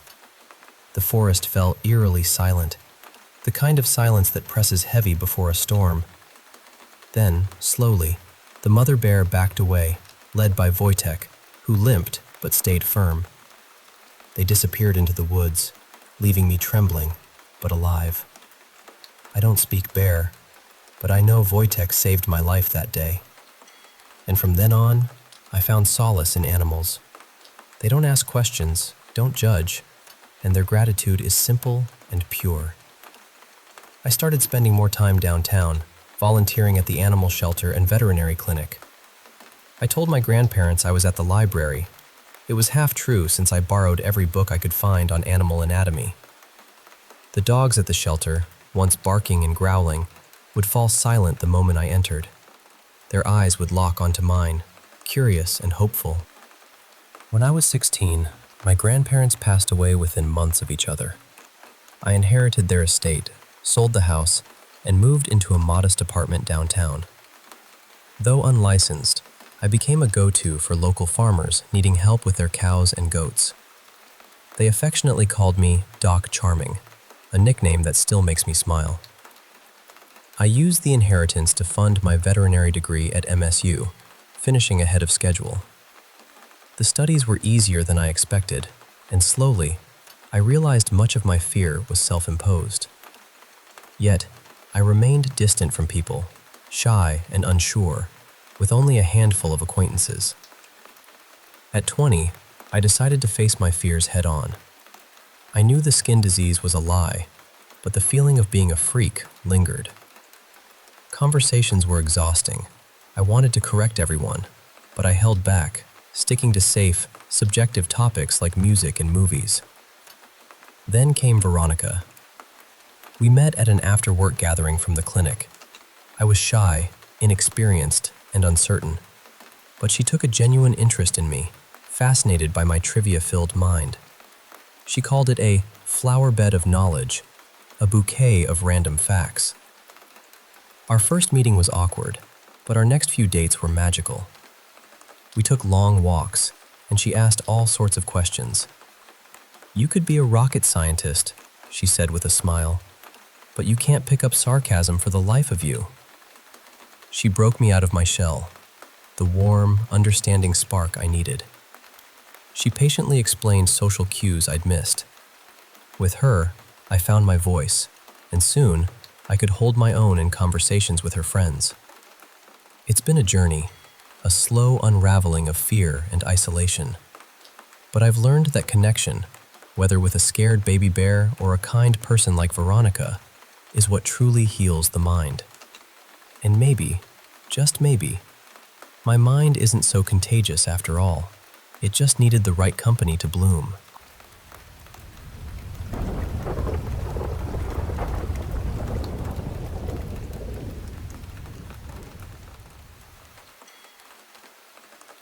I've carried this story with me since I was little.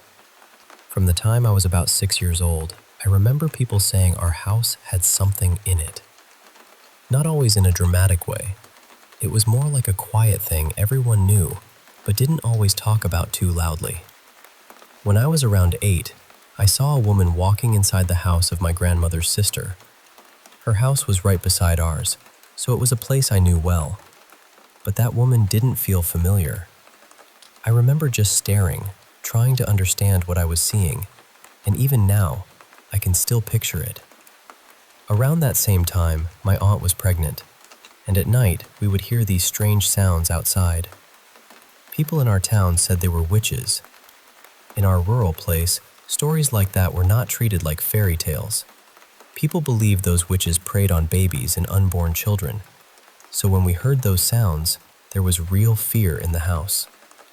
As I got older, maybe around 10, I became curious about things I probably didn't fully understand yet. I started searching about past lives, wondering who I might have been before this life. I don't really know why I felt so drawn to it, but something in me wanted answers. When I was 11, we moved into a new house beside my grandmother's place. That was when I started feeling things more strongly whenever I was alone. It wasn't always something I could see. Sometimes it was just a heavy feeling, like the air had changed. My mother had her own experience too. One night, she woke up and saw a woman walking from their bedroom door toward the window. And I remember another time seeing a lady dressed in black moving from our kitchen toward the entrance. But I didn't see her feet. It didn't look like she was walking. It looked more like she was gliding.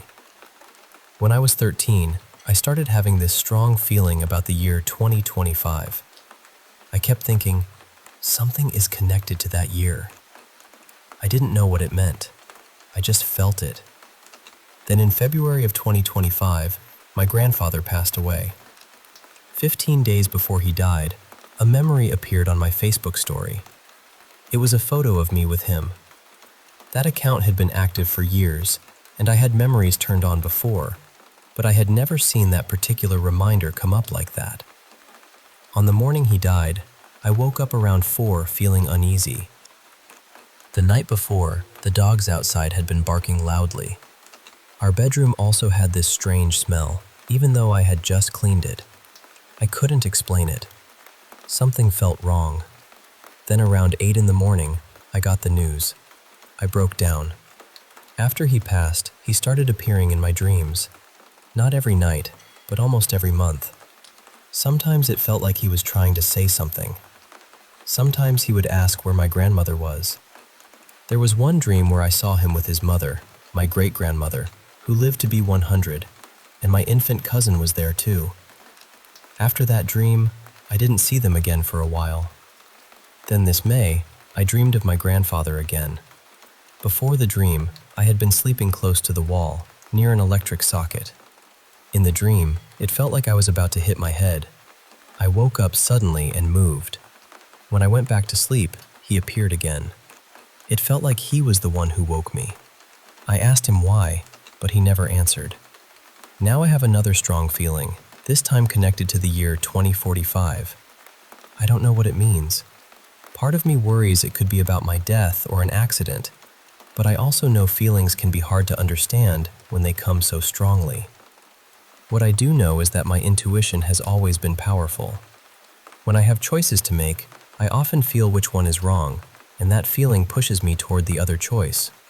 Most of the time, it turns out to be right.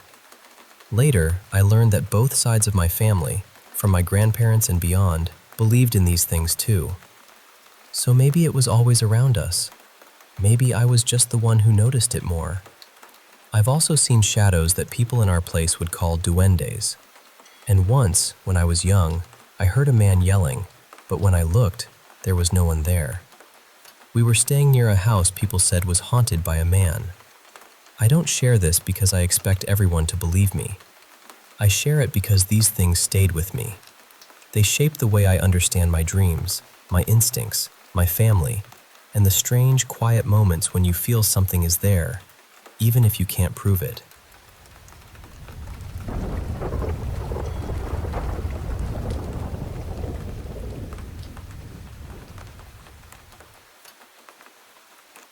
You know, almost everyone in my family has had something strange happen to them at least once.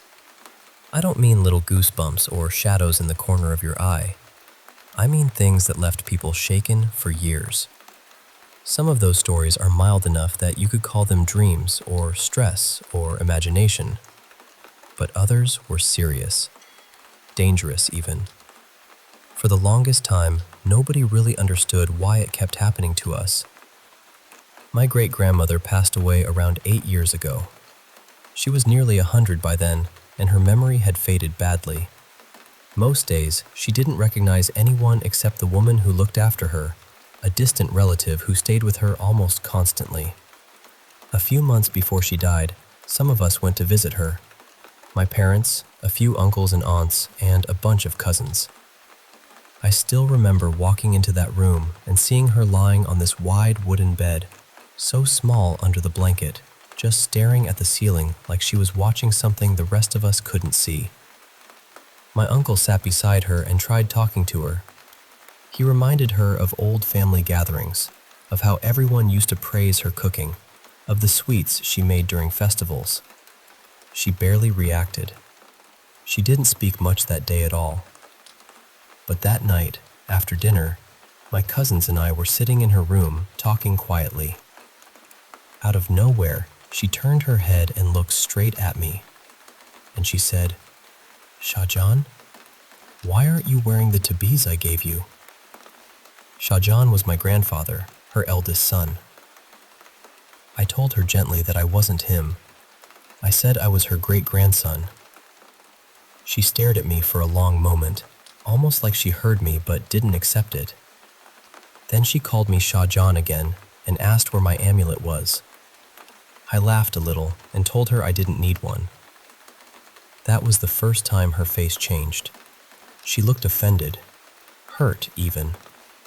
Then she said, very quietly, "You do need it. All of you do." I asked her why, and she told me it protected our bloodline from attracting things we were never meant to attract. Then she said if I didn't wear it, I might end up like her aunt. That was when she told us the story. Back when she was a child, her family lived on a small island in the Mandeshwari River. It's abandoned now, and it has been for decades, but in those days her family was wealthy. They were from a zamindar household, and they had a large villa on that island. Her grandfather had only one daughter. She was adored by everyone. When she was still very young, the family began discussing her marriage because that was normal in those days. The strongest match was the son of her father's close friend. He was only a couple of years older than her, and the two had known each other since childhood, so nobody objected. But then her father started having dreams. Every night, a dark figure of a man came to him and warned him not to let the girl marry anyone. "She belongs to me," the figure said. "She is my bride." At first, her father ignored it. He thought it was only a nightmare. But the dream kept coming back, night after night, always the same voice, the same warning. Finally, with the wedding approaching, he went to a holy man and asked what it meant. The holy man told him the girl had caught the eye of a jinn. Her father didn't want to believe it, but he still accepted an amulet. He gave it to his daughter and told her to wear it until after the wedding. After that, the dreams stopped. But on the wedding day, something went wrong. Either she forgot to wear the amulet, or someone removed it while dressing her. Nobody knew for sure. That night, terrible things started happening inside the house. Lamps shattered by themselves. People heard footsteps running across empty rooms. And the bride's hair became hard and stiff, almost like iron, pulling so violently at her scalp that it began to bleed. The wedding was called off before dawn. After that, the groom was forbidden from entering the house again. Years passed. The girl's father died from illness, and responsibility for her passed to her older brother, who was my great-great-grandfather. By then, she was around 17, and people had begun to whisper. A girl from a respected family remaining unmarried was seen as shameful. The old groom had never married anyone else. He kept returning to the family, begging for another chance. Eventually, they agreed. There was only one problem. The original amulet had been lost during the chaos years before, and the holy man who had made it could not be found. So her brother went to another priest and got a new one. But it wasn't strong enough. On the second wedding night, the disturbances began again. This time, they were worse. The bride was alone in her dressing room, crying. The bridesmaids had all run away. Nobody dared to go inside. Nobody except the groom. He begged her brother to let him enter the room alone. Finally, they allowed it. He stepped inside and locked the door behind him. Almost immediately, everyone outside felt something was wrong. They tried to open the door, but it would not move, not even a little. They shouted, pushed, kicked, and prayed, but the door stayed shut. It took hours to bring workers and break it down. My great-grandmother saw what was inside. She was only 5 years old, but she remembered it until the end of her life. The groom was lying on the floor. His head had been twisted completely around. His eyes were gone, and his white wedding clothes were soaked red. The bride had vanished. On the chair where she had been sitting, there was a small cloth pouch. Her brother picked it up and opened it. Inside was a single gold coin. That was the bride's dowry, not from the groom, from whatever had taken her. Her brother put the coin back inside the pouch and locked it away in a lead box. But the guilt consumed him. He believed he had failed his sister. So he spent years learning how to speak with jinn, how to protect against them, and how to destroy them. People warned him not to go too far. Even if such knowledge exists, it carries a price. But he wouldn't stop. Eventually, he learned what had happened to his sister. According to what he discovered, she was alive somewhere beyond our world. She had children, and she was, somehow, happy. That word always bothered me. Happy. I don't know if it meant she truly was happy, or if that was simply what he was allowed to hear. The pouch turned out to be something unnatural, too. Every time someone reached inside, it produced 1 gold coin. The old story said it was connected to the treasury of Solomon. But my great-great-grandfather never accepted it. He buried the pouch behind the old house and spent the rest of his life hunting jinn and other things people only whisper about. I think part of him believed that if he kept searching, he might find his sister again. Eventually, the island was abandoned. Over time, it became the kind of place people warned children about. Fishermen avoided its banks. Locals said lights moved through the old villa at night. Some claimed they heard wedding music coming from the trees. As for the weapon my great-great-grandfather used, it still exists. It's an old gun passed down through the family. My grandfather has it now.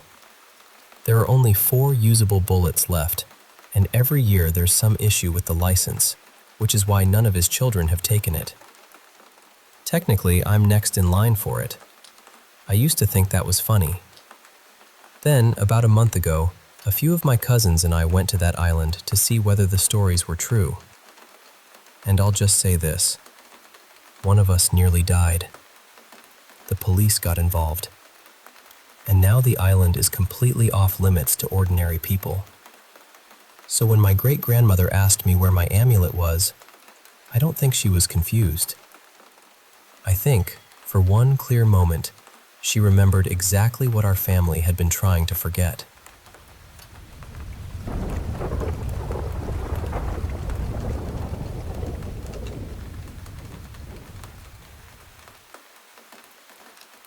So this happened last year, when I was living with 2 friends from university. We were all around the same age, early 20s. I'll call them Mia and Lila. The house we rented had this big metal gate you had to unlock before you could even get into the yard. Then, after that, there was the actual front door. We all had keys for the front door, but for some reason, there was only 1 key for the gate. We always said we'd get another copy made, but we never did. You know how those little errands become permanent ghosts on the to-do list.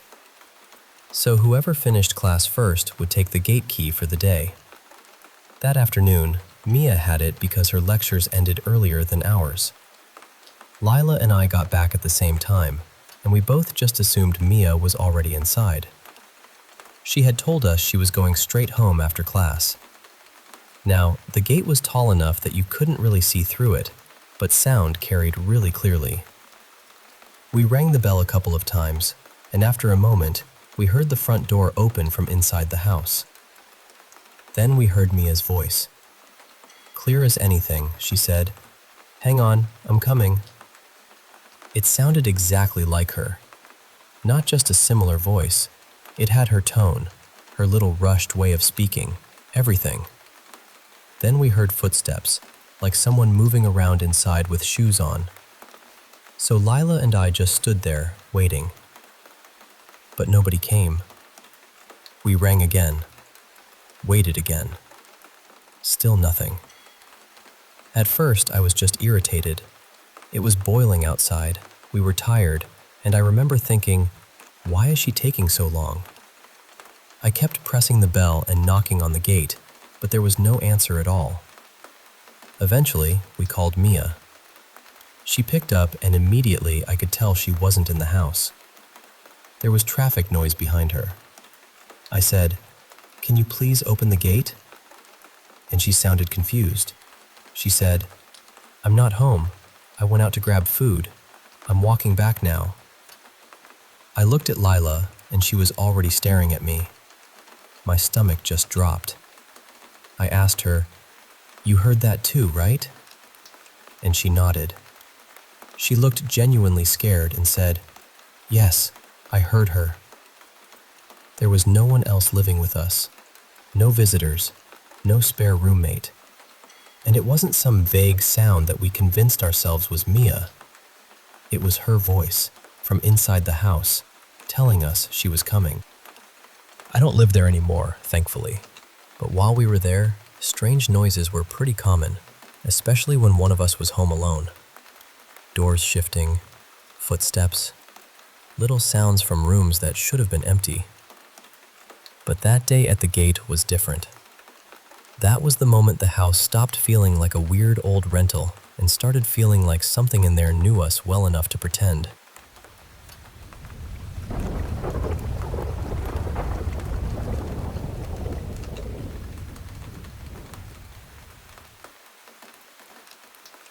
I grew up in a little town in central Georgia when I was about 8 years old. And when I say little, I mean the kind of place where everybody knew everybody. And if you sneezed on one end of town, somebody's aunt heard about it by supper. My best friend back then, I'll call him Clint, lived in this big white house at the top of a hill. It had this enormous yard, the kind that felt made for tossing a football around or playing baseball until the sun started slipping behind the trees. But the house itself always gave me a strange feeling. It was old, really old.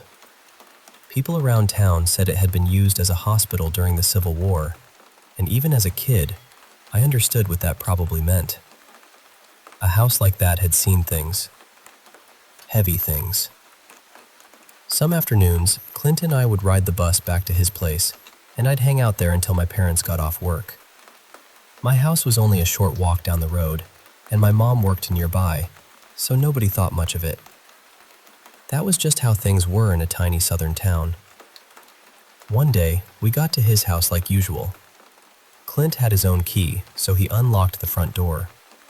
There was one of those glass storm doors in front of it, and I remember him opening both, letting us in, then shutting everything behind us. And he locked it. Not just the regular lock either. He turned the deadbolt. We went upstairs to his older brother's room, where we usually played with Legos and tried to sneak in a little time on the Xbox. I think we were playing Halo, or at least trying to, when I heard something downstairs. The front door unlocked. I knew that sound, that sharp little turn of the deadbolt. Then the glass door opened and closed. Then the main door shut after it. I looked over at Clint and said, "Is your dad home?" He didn't answer right away. His face had gone pale, and his eyes looked huge. "No," he said quietly. "He won't be home for another hour." Then we heard footsteps. Slow, heavy steps across the wooden floor downstairs. Then they started up the stairs. That was when we both lost it. We started screaming, because from where we were sitting, we could see the staircase. We could hear someone coming up, clear as anything. But there was nobody there. No shadow, no person, nothing. Just footsteps. They came all the way up to the landing and stopped right outside the room we were in. For a few seconds, everything went still. Then the footsteps turned around and went back down the stairs. I moved away not too long after that, and I haven't seen Clint since. And look, I know there are ways to explain things when you're a kid. Old house, ghost stories, imagination running wild. Sure, but that doesn't explain why Clint heard it too. And even though it scared me half to death at the time, strangely enough, that wasn't even the worst paranormal thing I've ever experienced.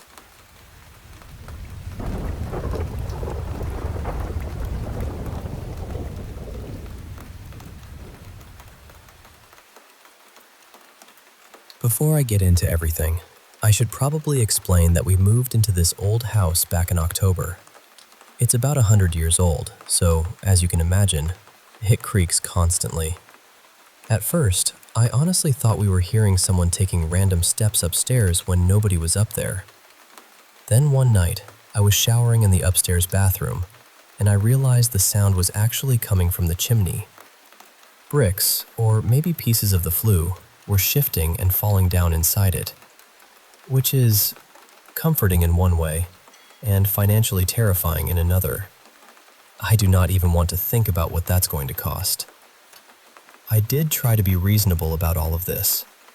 I looked online, checked old police scanner reports, searched through news articles, and from what I can tell, nobody has died in this house. At least not in any way I could find, and not through the last several owners. But ever since we moved in, I've been waking up randomly in the middle of the night.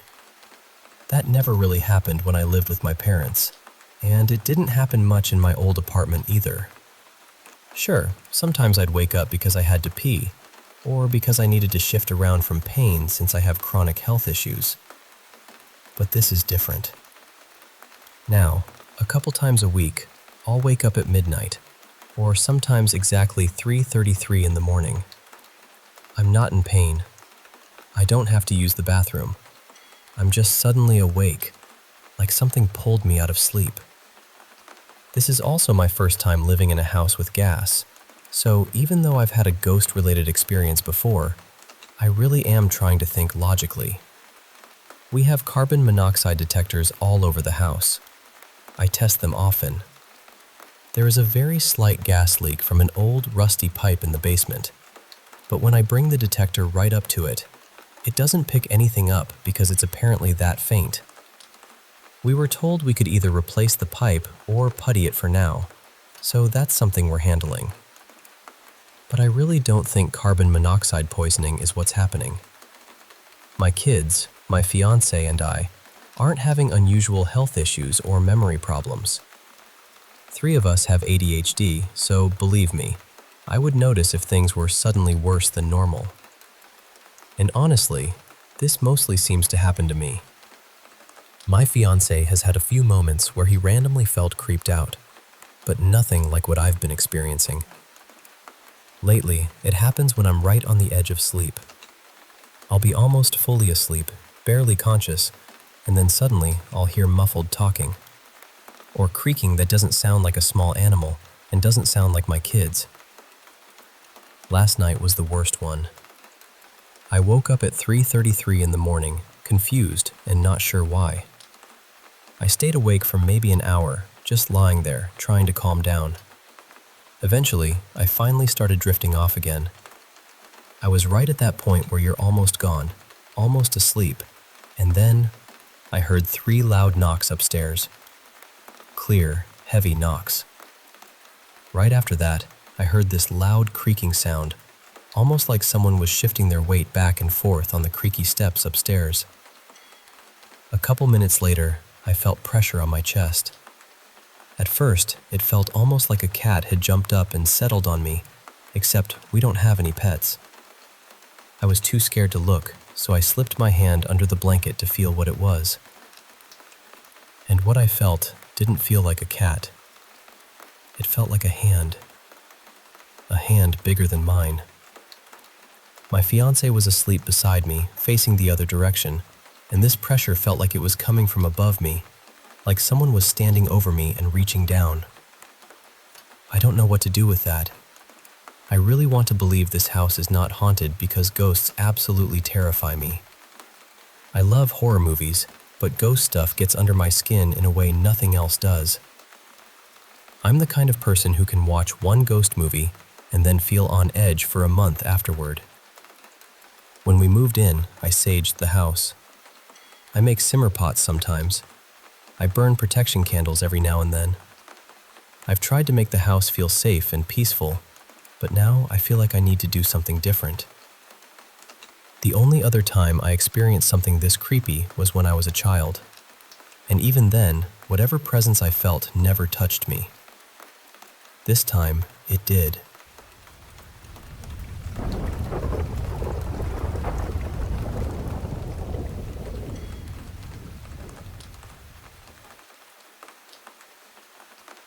start by saying that my dad's side of the family always had this spiritualist streak running through them. I never actually met most of them, but my dad used to tell me these incredible stories about things they'd seen or felt. And honestly, I hated hearing them. I've always been frightened of ghosts and ghost stories, not just a little uneasy either. I'm the sort of person whose eyes start watering if someone tells me about a scary encounter. Horror films make me tense up completely, and I'll sit there trying to explain everything away with logic, just so I don't have to really believe it. My dad used to reassure me by saying that I'd probably only see or hear things if my mind was open to it, and I truly believed mine wasn't. I was too scared. I kept that door firmly shut. But there's one thing that happened to me that I have never been able to explain away. This was back in 2006. I was staying at my boyfriend Daniel's house. It was an older, semi-detached house on a busy road with fields stretching out across the front. He lived there alone with his dog, Jasper. I'd just had a shower and gotten dressed, and I was standing in the bedroom, looking out of the window toward the fields. I remember thinking how peaceful the view was. It was one of those ordinary, quiet moments where nothing feels wrong at all. Then, all at once, I got this awful feeling deep in my stomach. I knew someone was standing right behind me. My whole body went cold. My neck stiffened, and I couldn't move. It felt as though whoever was there was so close that I could feel them near my neck.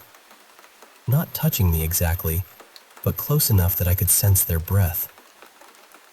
Then this voice spoke right into my ear.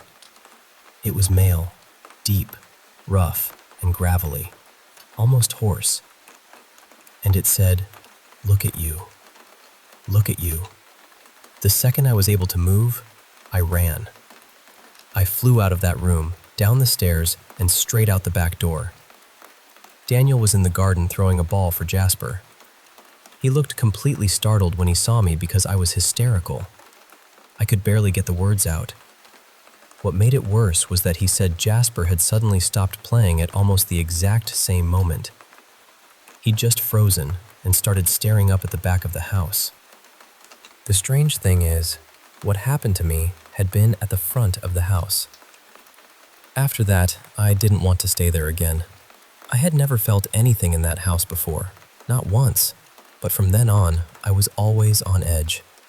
Whenever I had to be there, I moved quickly from room to room, as though slowing down would give something a chance to notice me. About 6 weeks later, Daniel and I were in the garden when the neighbors started chatting to us over the fence. The conversation turned to the history of the houses, and Daniel mentioned that I thought I'd had some kind of ghostly experience there. That's when they told us something that still makes my stomach drop. They said they'd recently had an electrician working upstairs in their house, in the bedroom that would have lined up with the same room where my experience had happened in Daniel's house. He refused to come back. He didn't even want payment for the work he'd already done. He just wanted to leave. And the reason he gave them was that while he was working in that room, a man's deep, gravelly voice had spoken right into his ear and said, "Look at you. Look at you." The exact same words. There was no way they could have known what had happened to me. They had been away on a cruise around the time I told Daniel, and nobody had been in touch with them about it. Everyone swore they hadn't spoken about it before that day, and their reactions felt completely genuine. Believe me, I wanted to think they were winding me up. I wanted that so badly. But they weren't. Daniel never had an experience in that house himself. He's very logical and doesn't like reading too much into things. But even he said that between the look on my face that day, Jasper's reaction, and then the neighbors telling us what happened to the electrician, he couldn't just dismiss it. I still don't know what it was. I don't know why it happened to me, or why it happened then. But I do believe that was my paranormal experience. I don't talk about it often, but I've never forgotten it.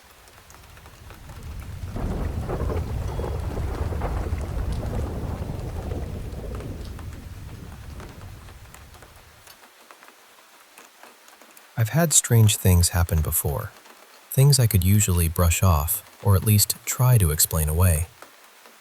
But this one genuinely left me unsettled, and honestly, I still don't know what to make of it. That night, I was sitting on the couch in the living room, trying to finish some homework while my mom was nearby. We live out in a canyon area, so there's a lot of wildlife around, and once it gets late, it turns pitch black outside. It also gets really cold, and the whole place becomes so quiet that every little sound feels louder than it should. It was close to 11 p.m., and I had an assignment due at midnight. I was already stressed because the online program I was using kept glitching and giving me problems. Every so often, I'd get frustrated and mutter under my breath, or snap at the screen because it just wasn't working the way it was supposed to. At some point before I finished, I decided to drive to a nearby gas station. I honestly don't remember exactly why. Maybe I wanted a drink or a snack, or maybe I just needed to get out of the house for a few minutes. There's nowhere close enough to walk to where we live, so even a small errand means getting in the car. When I got back, I settled onto the couch again and kept working. Before long, the software started acting up again, and I felt myself getting irritated. I started to say something like, "This stupid piece of..." And then I stopped. Right outside the front door, another voice cut in. It sounded like an angry man's voice, loud enough that both my mom and I heard it clearly. But the strange part was that it didn't sound like normal speech. It almost sounded like someone, or something, was trying to imitate English without actually forming real words. Just this harsh, furious voice right there by the door. The anger drained out of me instantly. I just looked over at my mom, and she was staring back at me with the same stunned expression. Neither of us said anything for a second.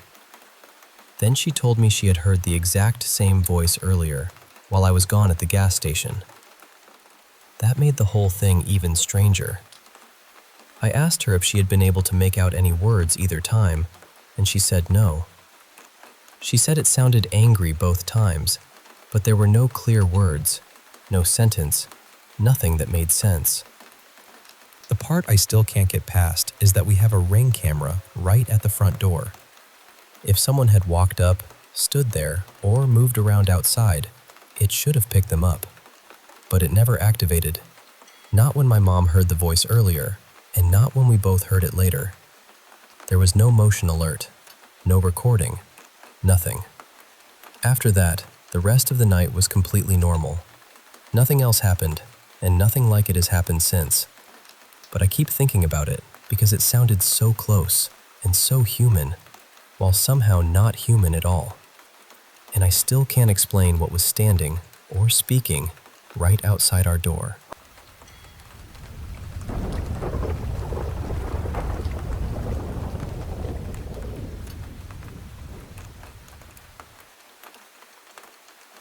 I don't really know what else to do at this point. I've tried handling it the only way I can. I don't have extra money right now for Palo Santo, sage, or anything like that, so I just stood there and told it out loud that it needed to leave. I thought maybe being firm would help, but honestly, I think it made things worse. I'm in southeastern Michigan, and what's strange is that this didn't come out of nowhere completely. About 4 years ago, we actually caught something on camera. That was the only time anything really happened back then, and after that, it went quiet. Completely quiet. So I have no idea why it's suddenly active again now, or why it seems so focused on me. It feels like it knows how to scare me. At first, about a week ago, I kept seeing little movements out of the corner of my eye. Just quick flashes, too fast to make out a shape. I'd turn my head and there'd be nothing there. Then every day it seemed to add something new. First it was movement. Then I started making out what looked like a head, then arms, then hands. After that, I began seeing tiny flashes of light, then shadows. Then I could feel it near me. That's the part that really got to me. There'll be this sudden coldness or a tingling feeling on my skin. Sometimes it feels like something is touching me. Other times, my bed will shift just enough for me to feel it move underneath me. And lately, when I'm upstairs in the kitchen, it sounds like a big, heavy man is charging up the basement stairs. Not walking, charging, like somebody is running at full speed right toward me. Now I'm seeing wisps, almost like mist, right in front of my face. It isn't just once in a while anymore. It's constant. Every day, all day. The noises keep getting louder too, like it's trying harder and harder to make sure I notice. Today was the worst it's been. I finally told it that if it kept scaring me, or if it tried to hurt me, then it was no longer welcome in my house. And whatever it is, it did not seem to like that. After that, everything got louder. I kept seeing it around me, or feeling it nearby. My bedroom is in the basement, which is where the activity is the strongest. And a little while ago, I was down there alone when it started up again. I tried to ignore it. I put my phone close to my face so I wouldn't have to see anything around me, and I turned the volume up so I wouldn't hear the noises. And then my phone started acting wrong. The sound distorted. The picture glitched. It was like something was messing with it right in my hands. My daughter, Leah, has seen it too. Sometimes she refuses to go downstairs at all. She calls it the white monster. But my son and my husband, nothing. They haven't had any experiences with it, not one. So I don't know what I did. I don't know why it seems angry with me, or why it keeps coming after me specifically. I just know I need help, because I'm scared and I'm tired. And the reason I believe it's something in this house is because none of this happens anywhere else. Only here. Only in my home.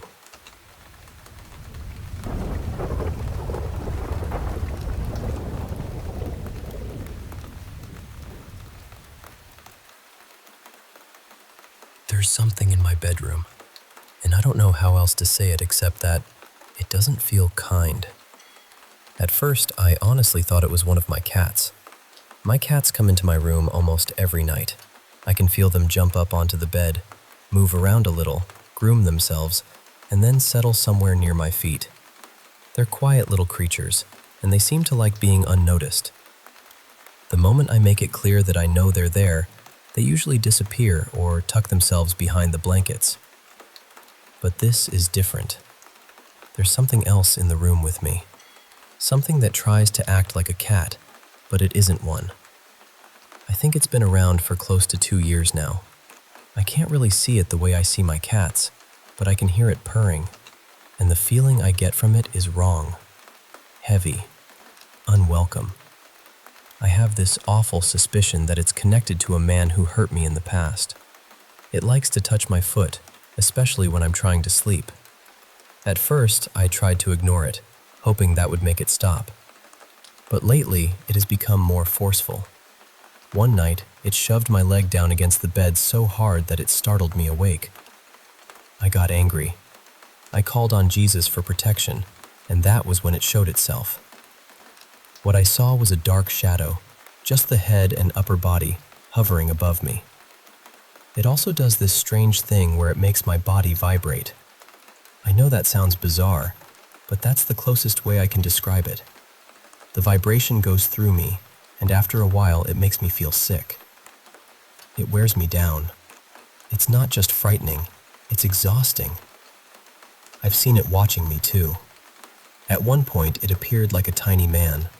Then it changed into something like a miniature cat, and then something almost like a mouse. It kept shifting, right in front of my eyes. That's one of the things that confuses me most. Why is it so small? Why does it keep taking on these little forms? Last night was worse. It pinned my leg to the bed and held me by the ankle. The pressure felt so real that I was sure I'd wake up with a bruise. There's something else, too. I can sense what feels like an opening, almost like a doorway or a portal. I don't know what else to call it. It feels as though something opened it, and sometimes I feel it pulling at my body. It's like being caught on a wave while I'm lying completely still. It wakes me up, and after a while, the the pulling starts to hurt. I've searched for answers, but I haven't found anything that truly fits. Some of the pictures I've come across look close to what I'm dealing with. A few people have mentioned the Fae, or something like a duende, but I don't think that's what this is. It doesn't feel like a fairy or a trickster spirit. It feels paranormal, and darker than that. What unsettles me most is that I don't think it knows I can see it. I've watched it watching me, and I've seen it change shape right in front of me. When I reached for my phone to record it, it didn't really hide. It just stayed there, almost like it didn't understand what I was doing. And honestly, I think something in me has changed. I was never this aware of things before. I never noticed anything paranormal like this. But over the last year, it feels like something opened in me, like a door in my mind that I didn't ask to open. Some people might call it a third eye, I guess. All I know is that I've seen things I can't explain. Strange things, disturbing things, and whatever this is, it keeps coming back.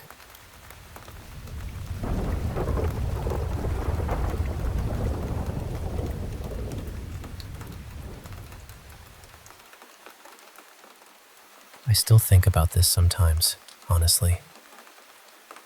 It happened late one night in Dublin, and even now, I don't really know what to do with it. It was February, cold the way only Ireland seems to get cold, and I was walking home from the gym sometime around 11:30. It might have been closer to midnight. I was taking the route through the grounds around an old church, this little park area with one road cutting through it and a footpath along the side. I was already on edge that night because a few weeks before, someone had followed me through a different park on my way to the gym. So I was being careful, checking behind me every so often, listening for footsteps, all of that. The road through the church grounds was straight and pretty well lit. It led toward the church car park, and then there was a gate into a small housing estate where I was living with my grandmother at the time. It was one of those places where everyone recognized everyone, or at least you knew when somebody didn't belong. There was also a river running along that stretch, with a steep embankment down to it. I knew how awkward and dangerous it was because when we were kids, my friend Callum once slipped down there trying to rescue a football from the water. Even at 10 or 11, we could barely keep our footing on that bank. So anyway, I looked over my shoulder for just a second. There was nobody behind me. But when I turned back around, there she was. An elderly woman. Much too close to have come from the gate, because I would have seen her before. She was wearing a pale cardigan and a long, light-colored dress, and she had shopping bags in both hands. That alone felt strange. It was freezing, it was nearly midnight, and she looked to be in her late 80s at least, maybe older. I remember being able to see her face clearly under the streetlights. Her posture was hunched, slow, tired. But I didn't recognize her from the estate, and that bothered me more than I wanted to admit. Still, I told myself she was just an old woman, nothing more. So I kept walking. When I got close, maybe a meter away from her, she suddenly let out this awful screech. I don't mean a shout. I don't mean a scream like someone being startled. It was this sharp, terrible sound that honestly didn't feel human. It went right through me. I jumped and hurried past her, trying not to panic. I only got a few steps away, maybe 3 or 4 meters, before I looked back. And she was gone. Just gone. There was nowhere she could have gone that quickly. I didn't hear footsteps. I didn't hear the rustle of bags. I didn't hear her fall. And because of where she had stopped, right beside the river, the only place she could have disappeared to was down that embankment. But that bank was steep. I knew it was steep. A child would have struggled on it, never mind a frail old woman carrying bags. And if she had fallen, I should have heard something. A splash, a cry, anything. There was nothing. When I got home, I told my grandmother. She listened quietly, and then she said the thing I had already been afraid to say out loud. She said it sounded like a banshee. In the old stories, a banshee appears as a woman in white, crying or wailing as a warning before death comes to a family. Sometimes she's seen near water, washing blood from clothes.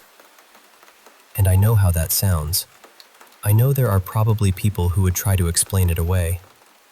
Maybe she was a confused elderly woman. Maybe she stepped into the shadows somehow. Maybe I was tired, anxious, already scared from what had happened weeks earlier. But I can't make any of those explanations fit. Why was she there at that hour? Why was she dressed like that in the cold? Why did she scream at me? And what was in those bags? Not long after that night, my grandmother was hospitalized. She survived, but only for a few more months.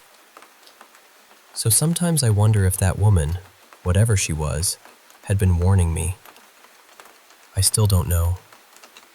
But I remember that sound, and I remember looking back at that empty road with the river beside it, knowing there was no ordinary way she could have vanished.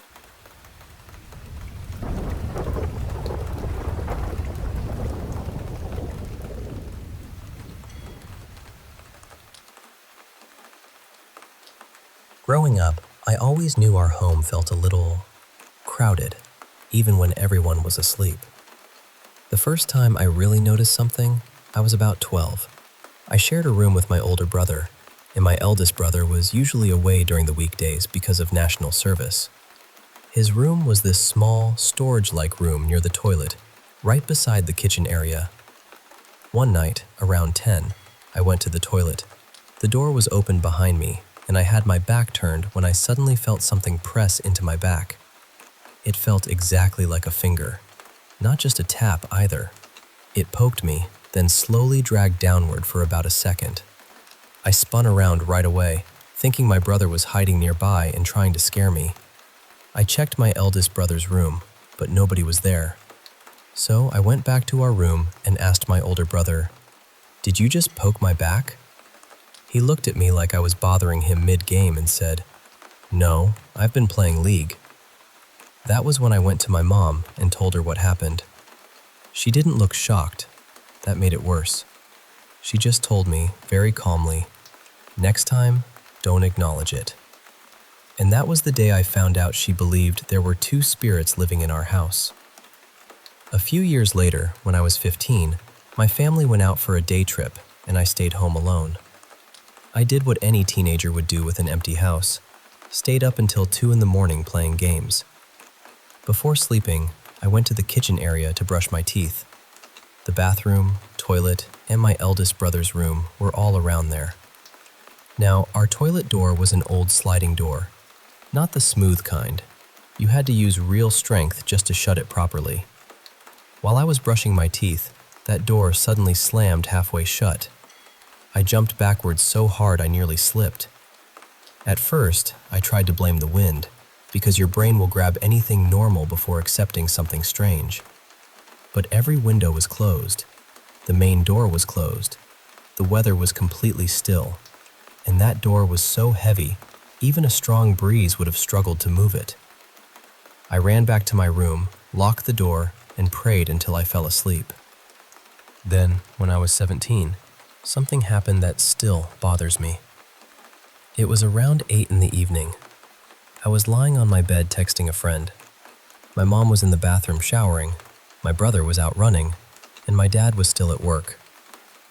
Then, from the kitchen, I heard my mom call my name. Clear as day. Her voice, her tone. Loud enough that I answered from my room. But she didn't respond, so I got up and went to the kitchen. I asked, "Mom, what did you call me for?" She looked confused and said, "What are you talking about? I didn't call you." My heart just dropped. I said, "Okay," and went back to my room, trying to convince myself I must have misheard. About 20 minutes later, she came in and said, "Mira, next time you hear your name being called, don't answer. You already know what it is." I told her, "But it sounded exactly like you." Her face went pale. She said she would try to get a Buddhist priest to bless the house, but in the end, she couldn't find anyone available. By 19, I had convinced myself the strange things only happened around the kitchen. I was wrong. One night, around 9, my brother was eating in the kitchen while I was in our room playing games. We had a bunk bed, and near it was a small drawer where we kept clothes. On top of that drawer, we had a little open container filled with pens, pencils, and markers. Suddenly, one pen dropped to the floor. I sat up too fast and hit my head on the bottom of the bunk bed frame. Before I could even react properly, another pen flew from the drawer across the room toward the window. I shouted for it to stop. My brother rushed in and asked what happened. I told him, one pen fell and another one literally flew across the room. He didn't really believe in this kind of thing, so he looked at me and said, "Are you sure?" Right after he said that, the pen by the window slid across the floor by itself toward the door. We just stared at each other. I said, "Yeah, I'm pretty sure." After that, we told our mom, and she basically said we just had to live with it until we moved out. The last story is actually my mom's. This happened a few months ago, near a gas station close to our house. It was around 8 at night, and my mom was walking home from the bus stop when she saw my uncle's car at the gas station. He was refueling. But then she noticed a woman sitting in the passenger seat. That confused her, because my aunt was at home with the kids. So my mom messaged her sister and said she saw someone in the car. My aunt replied, "Maybe he's giving a colleague a ride home. I'll ask him when he gets back." A little later, my mom got a call from my uncle. He asked, "Did you really see a woman in my passenger seat?" My mom said, "Yes. Who was she?" There was a pause. She could hear him talking to my aunt in the background before he came back and said, "Please don't scare me. There was nobody in my car. I wasn't driving anyone." My mom said, "But I really saw someone sitting beside you." At that point, my aunt started shouting and chanting in the background, and my uncle quickly ended the call. There's one more story, but I don't remember it myself because I was barely 3. My mom told me about it later. Back then, my grandparents were still living with us in that same old house. I was playing with a ping pong ball, bouncing it against the wall while my mom and grandparents watched me. One time, I threw the ball at the wall, and instead of bouncing back normally, it lifted upward by itself, rose toward the ceiling, then dropped down again. My mom and grandparents looked at each other and silently agreed not to tell me. I only found out years later when I asked my mom about her own experiences. And honestly, after everything that happened in that house, I believe her.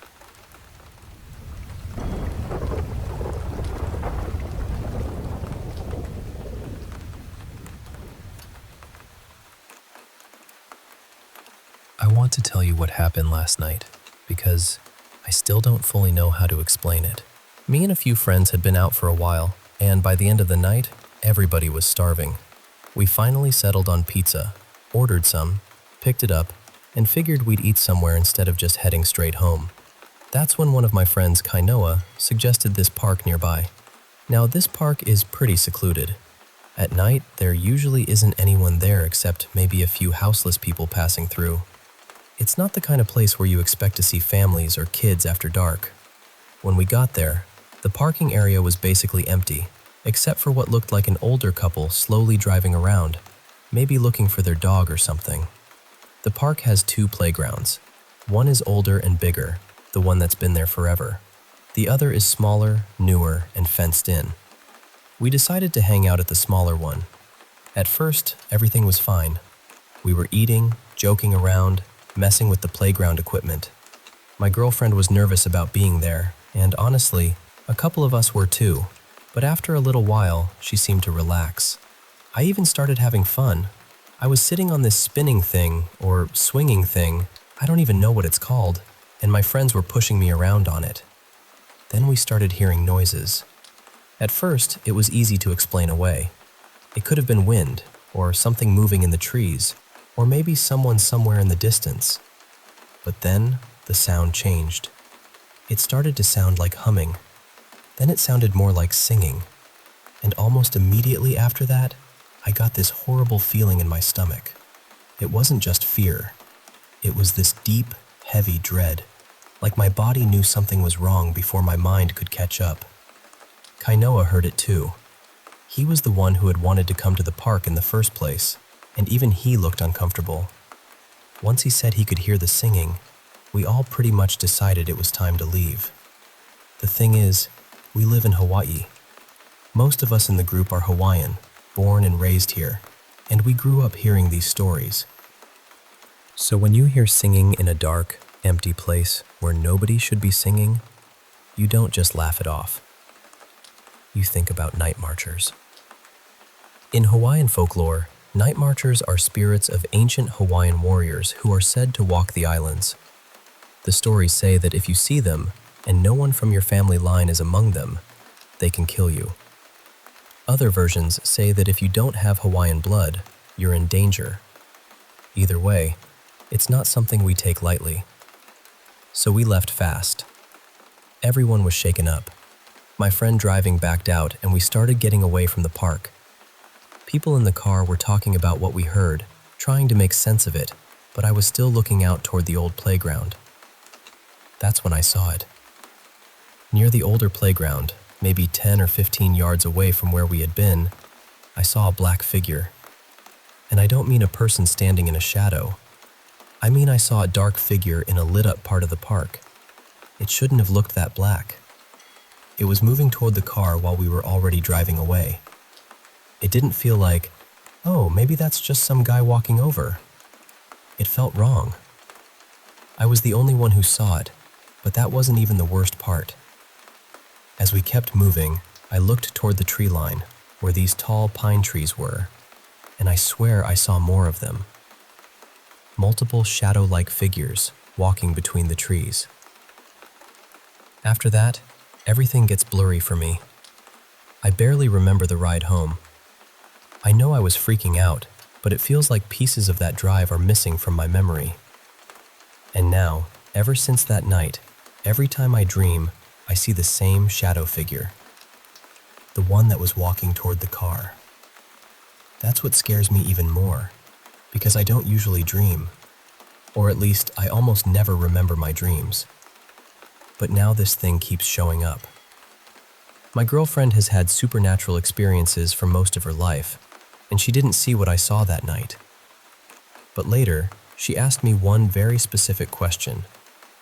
She asked, "Was it walking toward us?" When I told her yes, she got quiet. And honestly, that question has been messing with me ever since. I don't know why it matters so much whether it was standing still or walking toward us, besides the obvious reason that it's terrifying. But the way she asked made it feel like there was something more to it. I still don't know what happened to us at that park. All I know is that we heard singing where there shouldn't have been singing. We left because every instinct told us to go. And I saw something in that old playground that I can't explain. And now it keeps finding me in my dreams.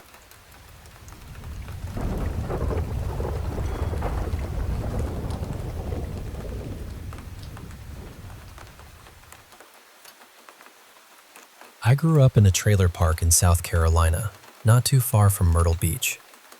On a good day, you could get there pretty quickly. In the summer though, forget it.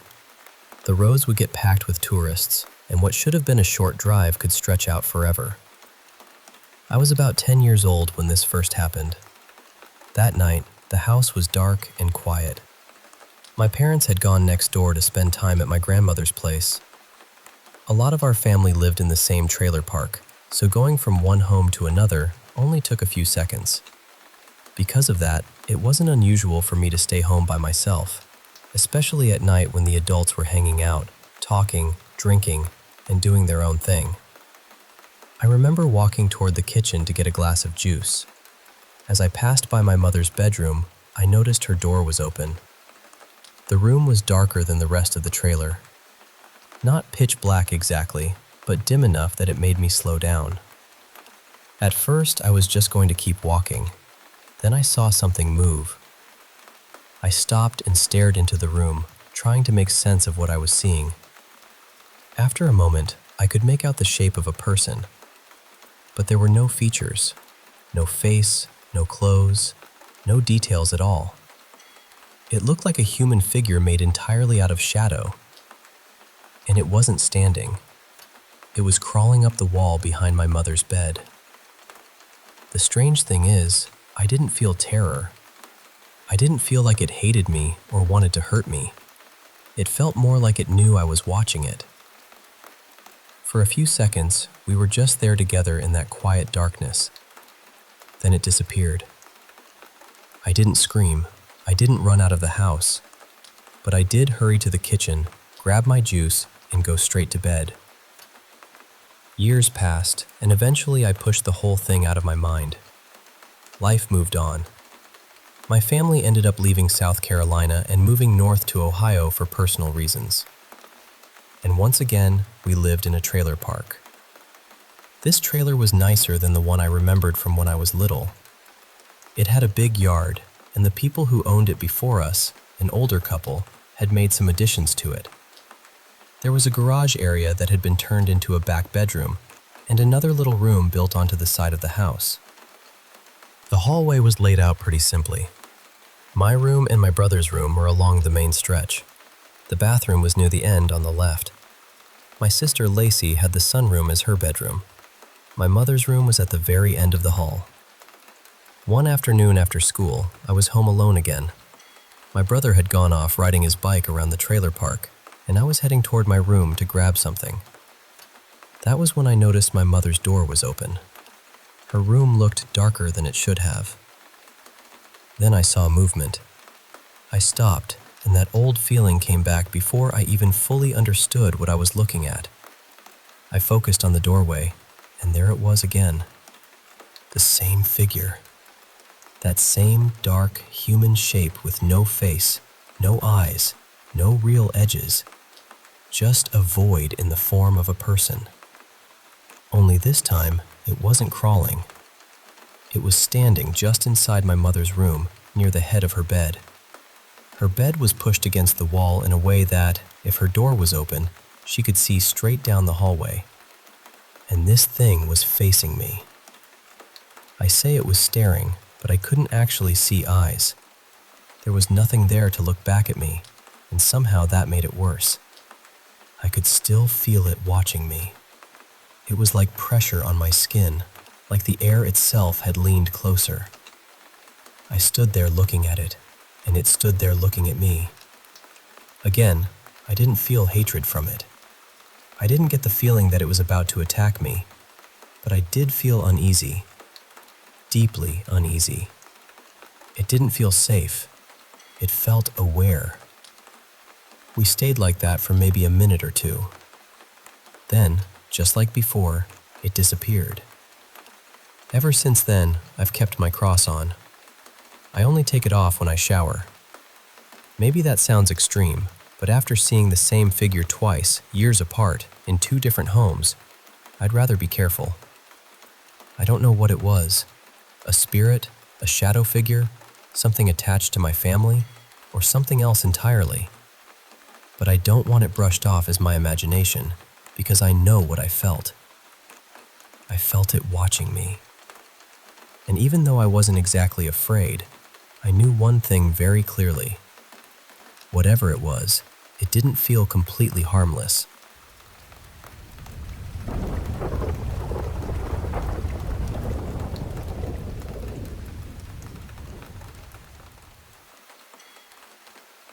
So I moved into this house a little over a year ago.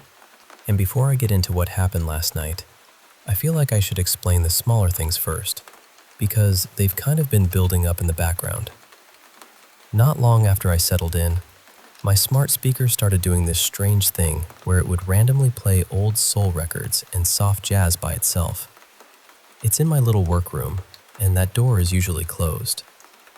The weird part is, it only seems to happen when the door is shut. I found out later that the woman who lived here before me, her name was Elaine, had passed away after some health problems. From what I was told, she was the kind of person who loved company. She always had people over, always had music playing, always made the house feel alive. So honestly, part of me likes to think the music is just her keeping the place from getting too quiet. Other things have happened too. Nothing huge or theatrical. No crashing cabinets or shadowy figures standing at the end of the hall. Just little things that are hard to ignore. I'll leave my reading glasses beside my laptop, and later they'll be sitting across the room on the bookshelf. Small objects fall from spots where they really shouldn't be able to fall from, and a couple of times, I've actually watched it happen. When I'm the only one home, I sometimes hear footsteps in the kitchen or down near the main bedroom. Every single time, I check the house. I look in the closets, the hallway, the rooms, everywhere. There's never anyone there. But the strange thing is, it's never felt threatening. Unsettling sometimes, sure, but not hostile. More like the house has a rhythm I just haven't fully learned yet. Then last night happened. I was sitting by myself in the living room, watching a movie, and out of nowhere I felt this cool draft move past me. That was odd enough, because the windows were closed and the room was still. And then, right beside my left ear, I heard someone say, "Hey," clear as anything. It wasn't a whisper. It wasn't a crackle from the TV. It wasn't one of those sounds you can explain away if you try hard enough. It was calm and casual, like someone walking into the room and greeting you gently. Just one word. "Hey." That was all. And I'm not going to lie, it rattled me. My whole body froze for a second. I have heard noises in this house before, but never a voice that close, never something that direct. But at the same time, I wasn't completely shocked. Not really. Because whatever is here has always felt quiet, peaceful, almost polite. Maybe Elaine just wanted me to know she was there. Or maybe she wanted to watch the movie with me. Either way, I think last night answered the question I'd been carrying around for months. This house isn't empty. Not completely.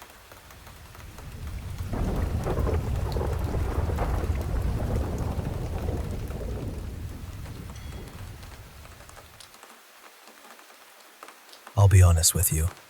We probably should have talked ourselves out of it before we ever got in the car. But that night, curiosity had its hooks in us.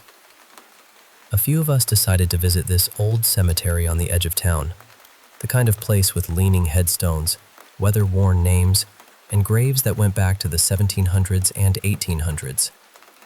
A lot of the people buried there were old Quaker families, and during the day, the place felt quiet in a peaceful way. At night, though, it felt completely different. We brought an Ouija board with us. By the time we arrived, the sky had gone dark enough that the trees looked like one solid wall around the cemetery. We found a small cluster of old tombstones and set the board down carefully between us. Before any of us touched it, my friend Mason said we should say something first, just to be respectful. So we did. We said, "We invite only spirits who mean no harm. If you bring lies, anger, or malice, you are not welcome here." Then we placed our fingers on the planchette and asked the simplest question we could think of. "Is anyone here?" For a while, nothing happened. The planchette didn't twitch. Nobody spoke. We just sat there in that heavy silence waiting for something, anything. After about a minute, I could feel everyone's excitement starting to drain away.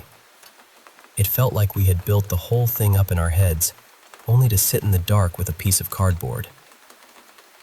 Then we heard it. A deep, metallic sound came from somewhere beyond the graveyard, out in the woods. It sounded like someone had struck a gong. Not a branch snapping, not an animal, not something falling. It had this round, ringing quality to it, loud enough that every single one of us froze. Nobody laughed. Nobody tried to explain it right away. We were all just staring toward the trees. After a minute, one of us asked out loud, "Are you trying to answer us?" Then Mason asked, "Can you not use the board? Is that sound how you're speaking?" And then it happened again. The same low, echoing gong sound rolled out from the woods. That was when the whole mood shifted. It didn't feel like a game anymore. It felt like something had noticed us. For several minutes, we sat there, barely breathing, waiting for it to happen again. The sound stopped for a while, and we started convincing ourselves that maybe whatever it was had moved on. Maybe it was some weird piece of metal in the woods. Maybe a person. Maybe our nerves. We were just about ready to pack everything up.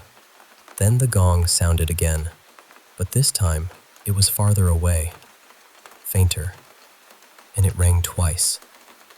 That was enough for us. We grabbed the board and hurried back to the car. Once we were inside, with the doors shut and the cemetery behind us, we pulled the Ouija board out again, trying to make sense of what had just happened. That was when I noticed something that made my stomach drop a little. The planchette didn't have the clear glass or plastic window in the middle. It was either broken, badly made, or just some cheap fake version. So there we were, sitting in the car, realizing that if something had been trying to communicate through the board, the one piece it needed might not have even worked properly. On the drive home, none of us could stop talking about the sound. We had been to that cemetery during the day before, and we had walked near those same woods. We never heard anything even close to a gong. No church bell, no wind chime, no metal gate, nothing. Then Mason said something that honestly stuck with me.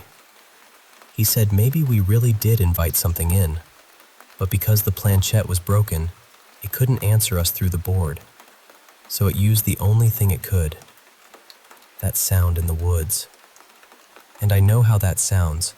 I know there are probably people who can come up with practical explanations, but in my mind, that is still the explanation that feels the closest to what we experienced. I've never had anything like that happen before. Not before that night, and not since. So I keep wondering, was Mason right? Did we actually reach something, only for it to answer from the trees instead of the board? And the bigger question is, should we ever go back with a working board and try again?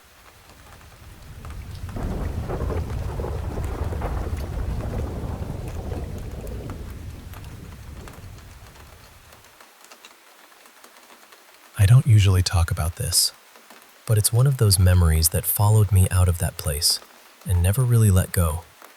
Back then, I was a former military detainee, and this happened during my last few days inside a regional military prison. Time didn't move normally in there. There was no sunlight where I was kept, no window, no real sense of morning or night. After a while, everything starts to blur together, and your mind begins doing strange little dances in the dark. At least, that's what I kept telling myself. I was in solitary confinement. They had me in C Hall, which was a whole row of cells, but I was the only person inside that block. Every other cell was empty. No footsteps, no coughing, no voices. Just me, those steel doors, and a kind of silence that felt alive. Across from C Hall was D Hall. That was where they kept the other prisoners, mostly the ones being questioned. Sometimes I could hear a door slam from over there, or the low shuffle of boots, but it was far enough away that nothing should have sounded clear. Then, a few days before I was supposed to be released, things changed. It started with whispers. At first, I thought it was my imagination. They were soft, almost like breath moving past my ear. I couldn't catch everything, only pieces. Why did they leave me here? I never confessed. Those words sank into me. They didn't sound like they were coming from another hall. They didn't sound like echoes either.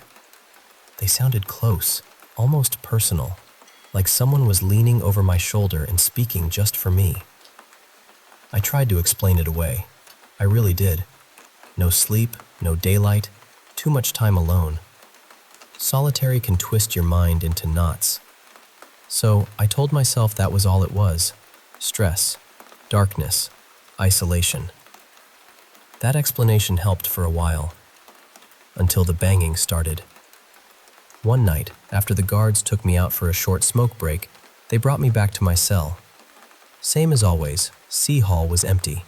Just rows of unused cells fading into the dark. A little while later, the silence cracked open. I heard this violent banging, metal against bone, or at least that's what it sounded like. Over and over again. Like someone was slamming their head into a cell door as hard as they could.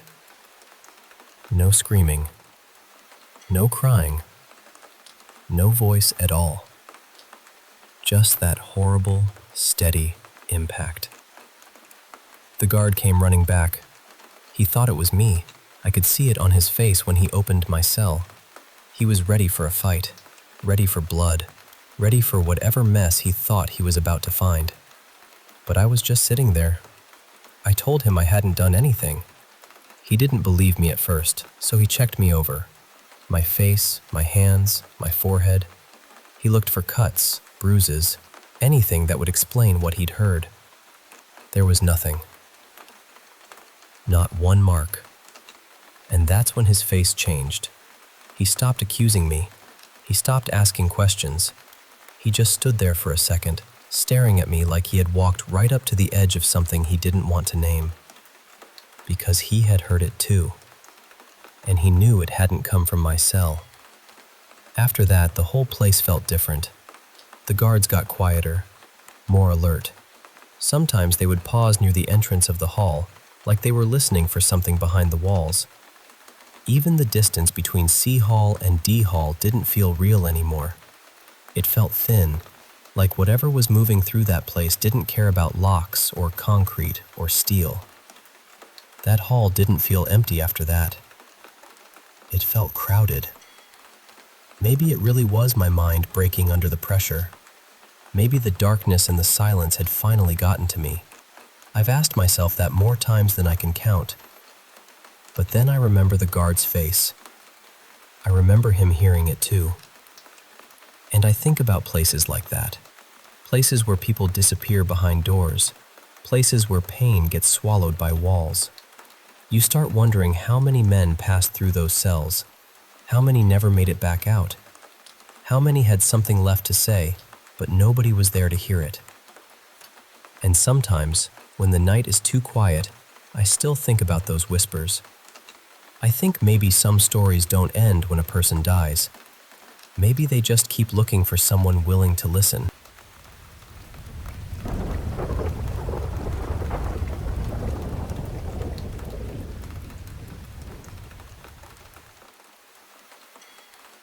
I've always kind of kept this story tucked away in the back of my mind. Mostly because whenever people talk about haunted places in Old Town San Diego, the Whaley House usually takes over the whole conversation. And honestly, I get it. That place has earned its reputation.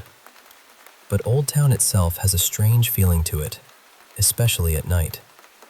Some of the streets, the little shops, the restaurants, even the spaces between buildings, they all seem to hold on to something. And I feel like those stories deserve to be told too. This happened back in the mid-90s, when I was around 10 or 11 years old. My mom had a friend named Marla who worked at a cafe in Old Town. One night, Marla's car was getting repaired, and since we didn't live too far away, my mom agreed to pick her up after her shift.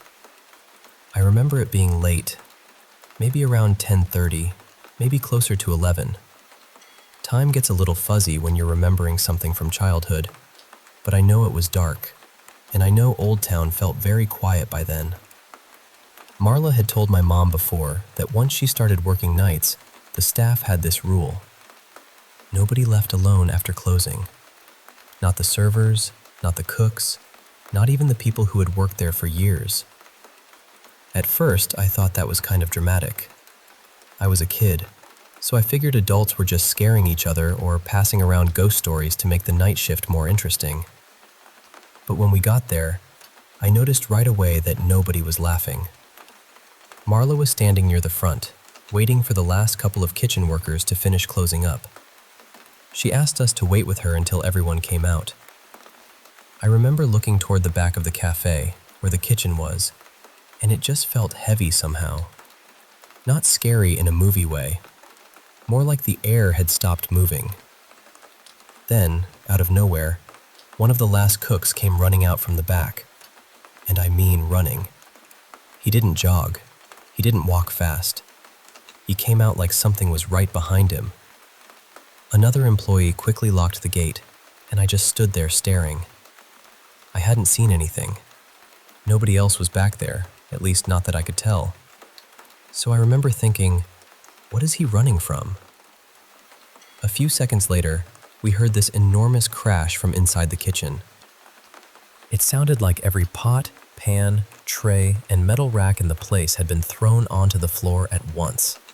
It was so loud that I felt it in my chest. That sharp, metallic sound just exploded through the quiet street. My first thought was that the cook was going to get in trouble. I assumed he had knocked something over, or maybe he hadn't stacked things properly before leaving.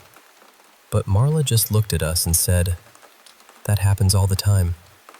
She told us that whenever the staff heard that crashing noise and went back to check, nothing would be out of place. No pans on the floor, no broken dishes, no fallen racks. Nothing. And somehow that made it worse, because the sound was real. I heard it. My mom heard it. Everyone standing there heard it. But apparently, there was never anything there to explain it. Marla said things did move around sometimes, and one of the cooks had supposedly had something thrown at him before. After seeing how scared that man looked when he ran out, I believed her. Then, while we were still standing there trying to process what had just happened, car alarms started going off up and down the street. One after another. No one was touching the cars. Nobody was walking around pressing buttons or shaking doors. They just started blaring all at once, filling the whole street with this horrible noise. Marla said that happened sometimes too, usually around the time the Whaley house was closing up. I've never forgotten that night. Not because I saw some shadowy figure or heard a voice whisper my name or anything like that. It was the opposite, really. It was the fact that we heard something so physical, so heavy, so impossible to ignore. And then there was nothing there. That sound has stayed with me for years. And ever since then, whenever people talk about the Whaley house, I always think, yes, but the whole neighborhood has stories. Old Town doesn't just have one haunted building. It feels like the whole place remembers.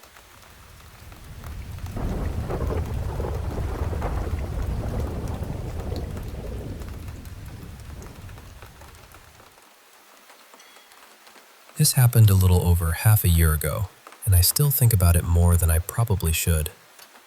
It was very late, maybe close to 3 in the morning. I was in my room by myself with the lights off, and the only glow came from my phone screen. The whole place was quiet in that strange nighttime way, where even the air feels like it is listening. I had this small canister of an inhalant with me. I know that already sounds bad, and honestly, I do not have some deep reason for it. I think I was just curious. Restless, maybe. I decided to try it. At first, it was nothing dramatic. Just this light floating feeling, like my thoughts had loosened a little. But then something shifted. My body started feeling far away. Not gone exactly, but distant, like I was sitting a few inches outside of myself. My fingers felt numb and strange, and when I moved them, they did not feel completely like mine anymore. The room did not spin, and it did not blur the way I expected it to. It was more like the edges of everything softened, the walls, the shadows, even the silence. Reality felt thinner somehow. Then I looked down at my hand, and there was something in my palm. At first, I thought my mind was just misfiring. but the longer I looked, the clearer it became. It was tiny, about the size of a piece of candy, and almost see-through. It looked like it was made of glass or water, with this soft little square body that gently wobbled when it moved. It had 2 small eyes, a tiny mouth, and this strange, tender presence. I do not mean warm to the touch. I mean it felt warm emotionally, like standing near someone who trusts you completely. It looked up at me, and then, in the softest little voice, it said, "Papa." I know how that sounds, I know, but I swear it did not feel like I made it up. The voice was not exactly in the room, but it was not just a thought either. It landed inside my mind with the weight of something real. I froze.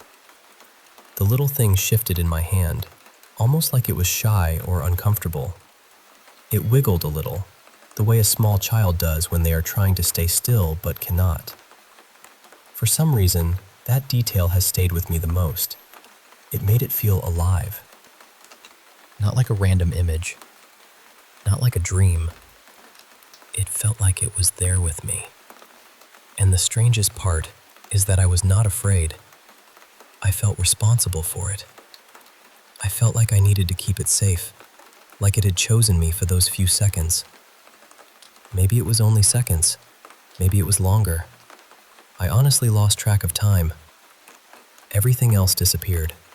There was no room, no night, no phone light. Just me and this tiny glass-like creature resting in my hand. Then, all at once, it vanished. No fading, no dissolving, no slow goodbye.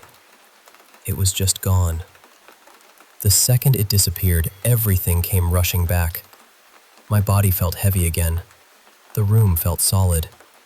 My heart started pounding so hard it actually scared me. I kept staring at my palm, opening and closing my hand, hoping it would come back. But it did not. Since that night, I have not been able to let it go. Not because it frightened me. It is more painful than that. I miss it. I tried to recreate everything. Same room, same hour, same darkness, same quiet. But nothing happened. And honestly, I do not even care about chasing the feeling anymore. I just want to see that little creature again. I know it sounds impossible. I know it sounds like something my brain invented under the influence. But it felt too specific, too personal, like it came from somewhere, and for a moment, it found me. Has anyone else ever experienced something like that? Something that felt real, that noticed you, that interacted with you, and then disappeared without a trace? And does anyone know if there is any way to see something like that again?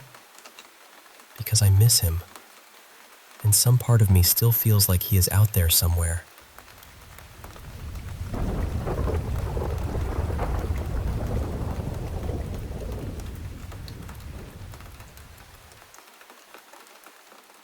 I was 19 when this happened, and my uncle, who was only a few years older than me, had family land out in western Illinois, not too far from where the Rock River and the Mississippi run through the area. Their place sat out in farm country, with a pond behind the house and maybe a dozen acres of woods stretching beyond it. People around there had always said strange things about those woods. They talk about bad feelings, heavy energy, that kind of thing. Some of them refused to go in at all. But my uncle and I never really paid attention to that.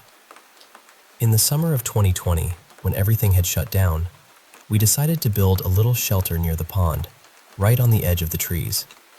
It was July, warm and green and quiet in the way summer can be. For about 2 weeks, we camped out there. We cooked over fires, built up our little spot, made up games, and just lived outside. Honestly, it felt perfect. I wasn't scared of anything.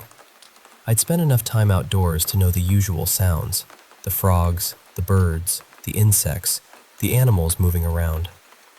We had planned to stay out there for almost a month. We didn't make it that long. One evening, close to sunset, I went into the woods to gather more sticks for the fire. I knew the path well. You had to walk around the pond and enter through a narrow trail on the far left side of the woods. There was an old wire fence running along the property line, and deeper in, the fence bent through the middle of the trees. It was so old that some of the trees had grown right through it. I followed that fence toward the right side because I knew there were bigger trees and better fallen branches that way. At first, it was peaceful. I was humming to myself, just picking through the brush. Then, everything went silent. And I don't mean quiet, I mean silent. No bugs, no birds, no frogs, nothing. The air felt wrong all at once, like the whole woods had turned its head toward me. My body knew something before my mind did. I stopped moving and looked toward this big tree that had grown through the fence. I don't know why that tree caught my attention, but I couldn't stop staring at it. I stood there listening. Then I heard 4 steps. Heavy steps. Not like a deer. Not like a person walking. It sounded like something huge, running on 2 feet, stomping straight toward me. The ground felt like it shook under it. It was so loud that my first thought, ridiculous as it sounds, was that it had to be something the size of an elephant. But there was nothing there. The sound came from right behind that tree, and it was coming at me. I froze. Completely froze. I could feel anger coming from it, like whatever it was didn't want me there. It took me a few minutes before I could move at all, and when I finally did, I ran back along the fence toward camp. When I got there, I told my uncle something had been in the woods and that it had come after me. He looked at me and said, "So you met Gerard?" That stopped me cold, because I hadn't told him the details yet. Then he told me that a few years earlier, he and a friend had been near the right side of those same woods at night, filming dumb little videos. Everything suddenly went quiet for them too. They both got anxious for no reason, just this physical sense that something was wrong. Then they heard 4 heavy steps, like something running at them on 2 feet. They ran.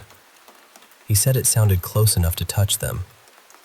That scared me more than what had happened in the woods, because his story matched mine almost exactly, and he had told it before I explained what I heard. But I was young, and honestly, I was stupid enough to think being scared meant I needed to prove something. So later that night, after the sun went down, I grabbed a flashlight and went back. I didn't even make it as far as before. I walked in from the left side and followed the fence up to where it turned into the middle of the woods. The feeling came back immediately. All that confidence drained right out of me. I stood there shining the light into the trees, knowing something was there even though I couldn't see it. Then a stick cracked to my left. I turned quickly, but there was nothing. When I looked back, I saw it. It was sitting up in the branches of a tree, maybe 50 feet away, watching me.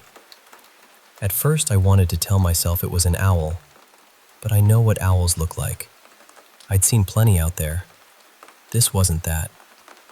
The eyes were big, but the glow didn't seem to come from the eyes themselves. It looked like the light was coming from behind them, deeper in the skull. And there was a body with it. Long, twisted, dark, almost like a shadow folded into the branches. We just stared at each other. I couldn't move. I felt numb, like my body had decided I was already dead. Then another stick cracked to my left. I looked over for 1 second. Nothing. When I looked back, it was gone. That's when I started yelling for my uncle. I screamed for him to come get me. He called me an idiot, which, to be fair, I was, but he came. I couldn't turn my back on the trees, so I walked backward the whole way out while he led me. When we finally got back to camp, he sat me down and told me not to mess with it again. He was serious. He said whatever was out there wasn't something to challenge. And I know how this sounds. I know it sounds childish or exaggerated, or like something someone made up around a fire. But I know what I heard. I know what I saw. And even years later, when I see woods, I still feel that same tightness in my chest. I can't look at those trees the same way anymore.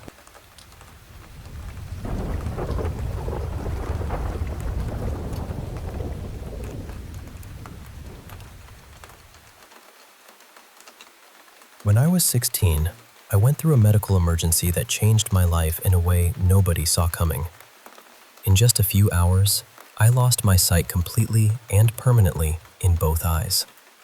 It happened so fast that nobody around me really had time to understand it. My family was terrified, the doctors were trying to figure everything out, and I was just gone from the world for a while. I was in a coma for several days, and when I finally woke up, there was a breathing tube down my throat. I had no idea where I was, what had happened, or why everything was so dark. I remember feeling confused in a way that is hard to describe. Not just scared, but completely unmoored. A few nights later, I was awake in my hospital room. It was the middle of the night, and everything was quiet except for the soft sounds of the nurses moving through the halls. My mom and my older brother were asleep nearby, and I was lying there in pain, trying to make sense of this new reality I had been dropped into. Then something in the room changed. I know that sounds vague, but that is the only way I can explain it. The air felt different. The room felt like it had shifted somehow.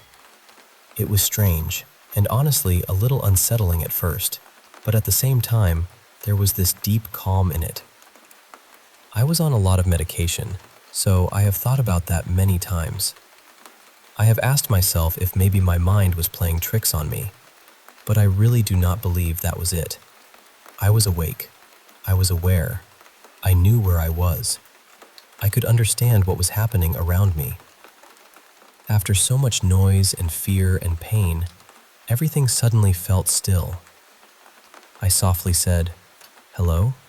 because I thought maybe a nurse had stepped into the room, or maybe my brother had moved in his sleep. And then I felt weight pressed down gently on the edge of my bed. Right after that, this unbelievable feeling of peace came over me. It was not just comfort. It was bigger than that. It felt like warmth moving through my whole body, like being wrapped in something safe after being cold for a very long time. And then, in my mind, I heard the words, "You're going to be okay. Just keep holding on." I was stunned. I actually shook my head because part of me thought, no, this cannot be real. I thought maybe the medication was doing something strange to me. I said hello again, louder this time, trying to figure out if someone was actually there. And just like that, the feeling changed back. The room felt normal again. The pressure, the heaviness, that strange closeness in the air, it all lifted. And whatever had been there was gone. I say she because that is what it felt like. I did not see anyone. I could not see anything at all. But the presence felt feminine to me. Gentle, kind, deeply empathetic. Like someone who understood exactly how frightened I was and came close just long enough to help me breathe again. I still do not have an explanation for it. I am not religious. I do not really believe in angels or spirits or anything like that. But I know what I felt. I know I was awake. I know I was mentally clear enough to understand my surroundings. And I know that, for a few moments in that hospital room, I felt something sit beside me and tell me to keep going. I have carried that moment with me ever since.